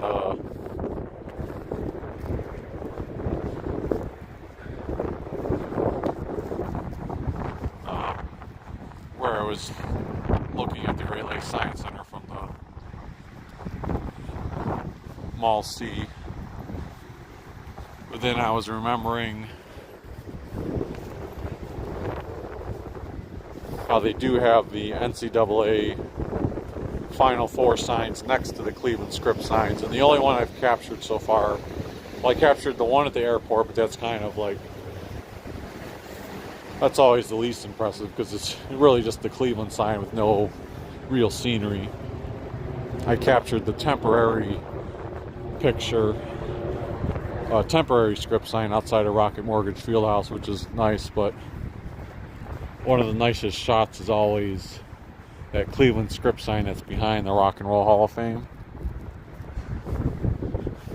So let's go ahead and walk down there. We can also peek whether there's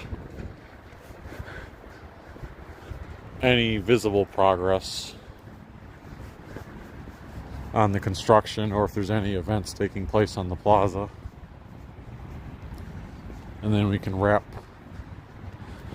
the stream up at that Cleveland sign at the George Winovich Park.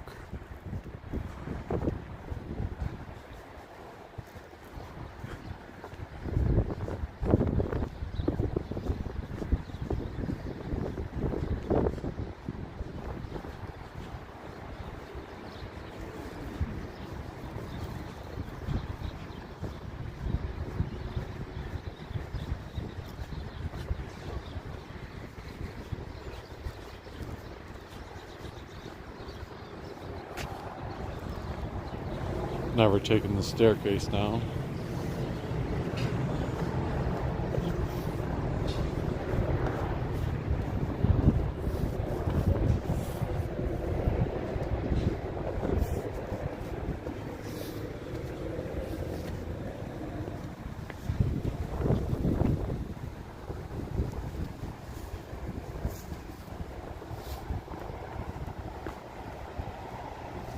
See, if I was parking somewhere for an event, and I guess if I was by myself parking, I'd be a cheapskate.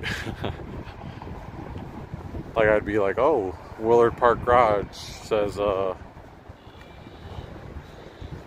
think back there it says $12 max daily rate. So I'd be like, oh, I'm just gonna park here and walk to the stadium.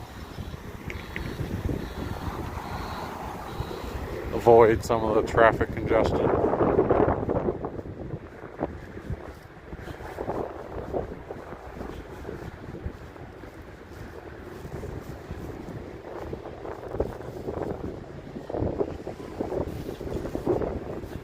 One of the people that I follow on social media, don't know how to pronounce his last name, but he goes by Joe the Transit Guy. He's in the Cleveland area. But last week he had done a bunch of posts on X saying that he took Amtrak from Cleveland all the way up to Seattle. So that's a really long trip. I think it took him about 2.5 days on Amtrak. But I can imagine that being like a pretty relaxing experience. So he did that and was posting some pictures along the way. And then he spent about 2.5 to 3 days in Seattle. The Amtrak, the reason I'm bringing up the story is the Amtrak Cleveland station is right there. And I knew he was going to be flying back. I didn't know how long he was staying in Seattle. I thought it was going to be there longer. But Wednesday morning, when I had just arrived at Cleveland Hopkins Airport in the morning and got over to the red line and sat down, and there's one other person in the train car, and I've never met the guy in person, but I was like looking at him and I was like, man, that looks just like the guy from his profile picture on social media.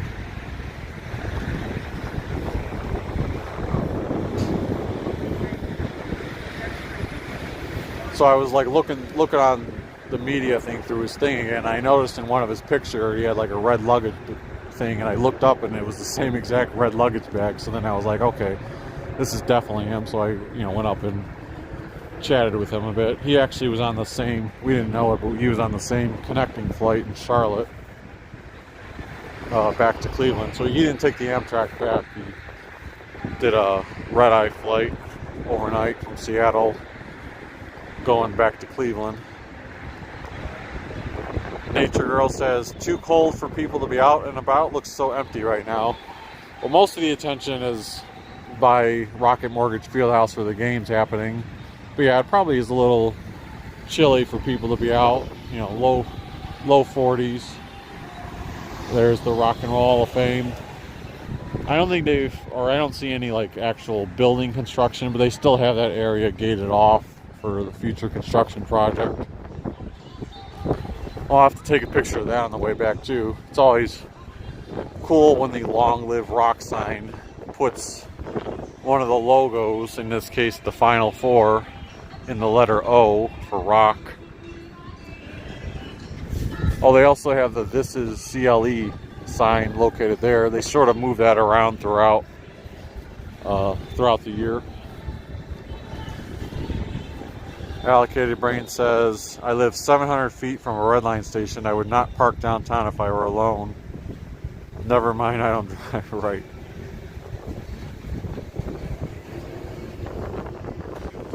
Why wouldn't you park downtown alone? Just for traffic or for fear of getting the vehicle stolen? Or just not worth it for the cost of finding a spot? Cleveland Crows fan says, great to see you back in Cleveland. Thanks for the stream. Thanks for tuning in. Love seeing all the comments that are in this video. I'll have to remember, because I did schedule this stream like one of the viewers recommended earlier in the week.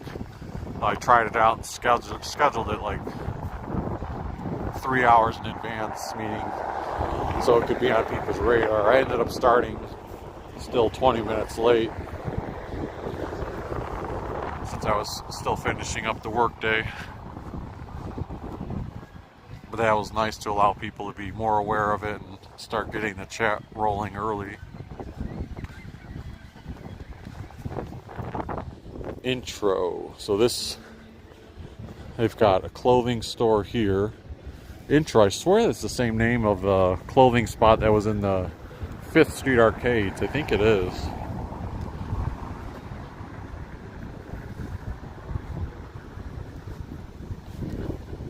And I did read on social media that this is a new thing right here. Token, Cleveland's gift shop.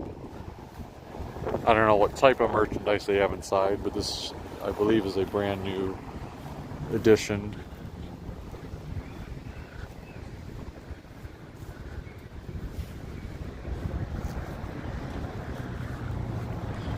And then you've got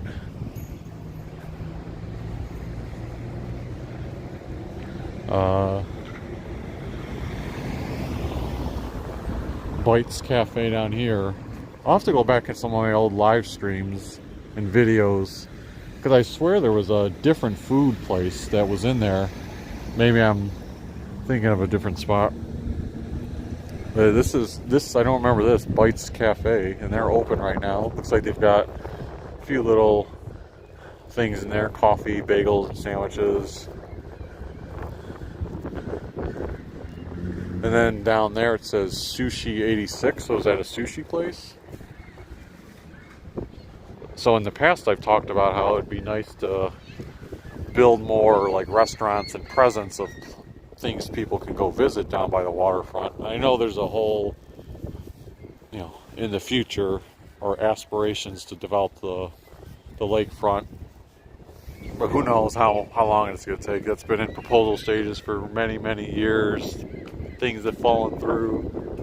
And even though I say that the current administration seems more serious about actually making it come to fruition, all the years of planning and construction and bringing it to reality, that could be like 15, 20 years from now, for all we know. But my point of saying that was when I would always see the Nuevo Modern Mexican and Tequila bar down here, and you can see there's a decent amount of traffic, I know, or cars. I know a lot of these are here for the Rock and Roll Hall of Fame, but this place does seem to do well. The point I was trying to bring up is it's nice to see more places being there so you can have somewhat of a active business presence down here.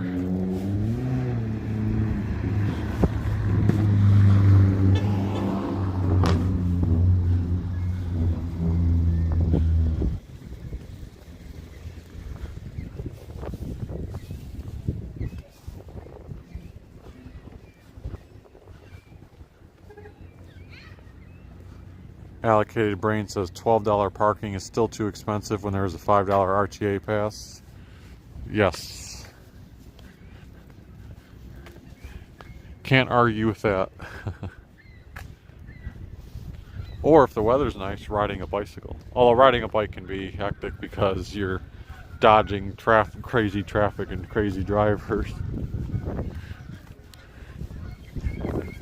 They are, I think on Eclipse Day, they're going to block off parking near the Rock and Roll Hall of Fame, so pedestrians should be able to walk in this area without worrying about vehicle traffic.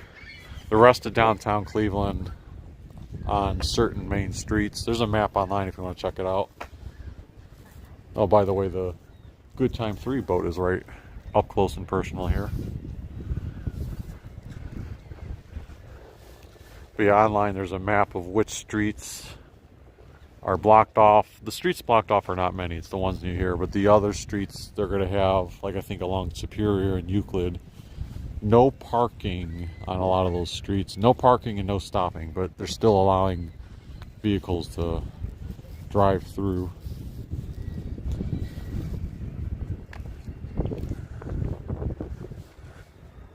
See a dog playing with the frisbee here. Huh. I'd be tempted to say that this is another good spot to film the eclipse. The only reason, because this would actually give you, great shot of the lakefront. Although, you know what? This used to be such a great picture. Unfortunately, because of that construction at the Rock Hall, you have a big crane in the way now. So that sort of takes away from that picture and the big dirt mound back there. I was going to say, probably the reason why I wouldn't do the live stream down here or attempt it down here is, even though the signal strength is strong right now, sometimes when I'm near the water, I'll get weak connection signals down here.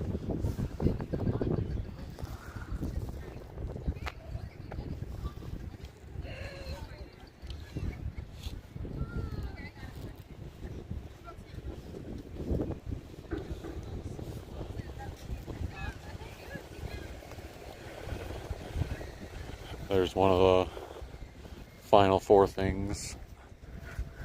I'll end up coming back to that in a second.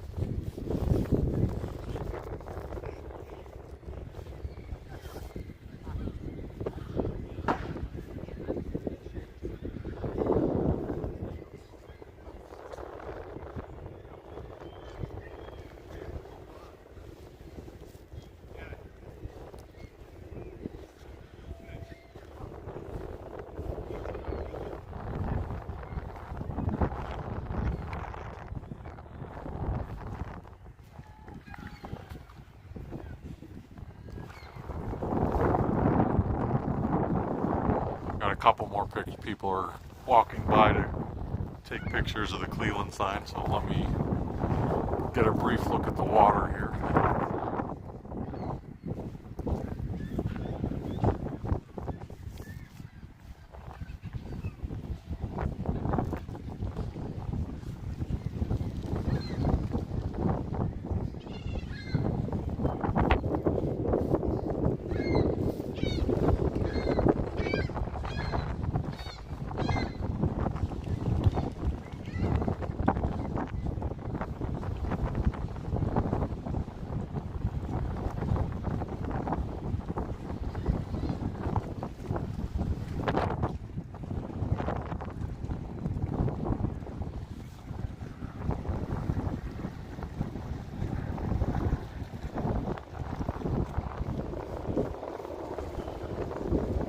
I'm sure many of you have heard about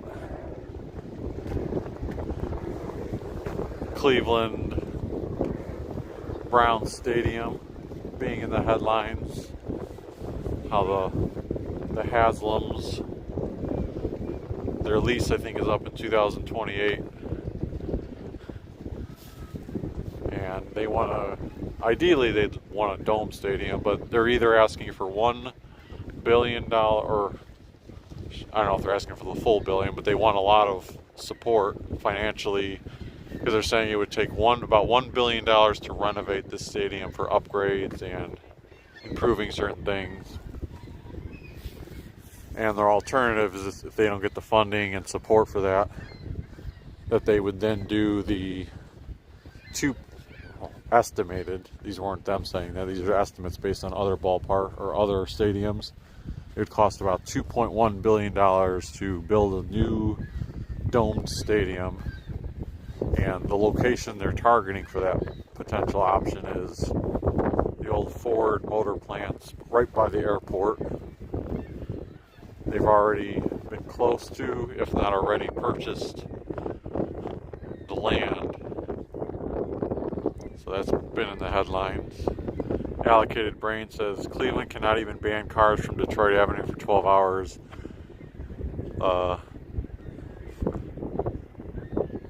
For some political weakness that makes it crap for all. Yeah, if you're talking about just challenges and whether or not to be able to do that, I can get that.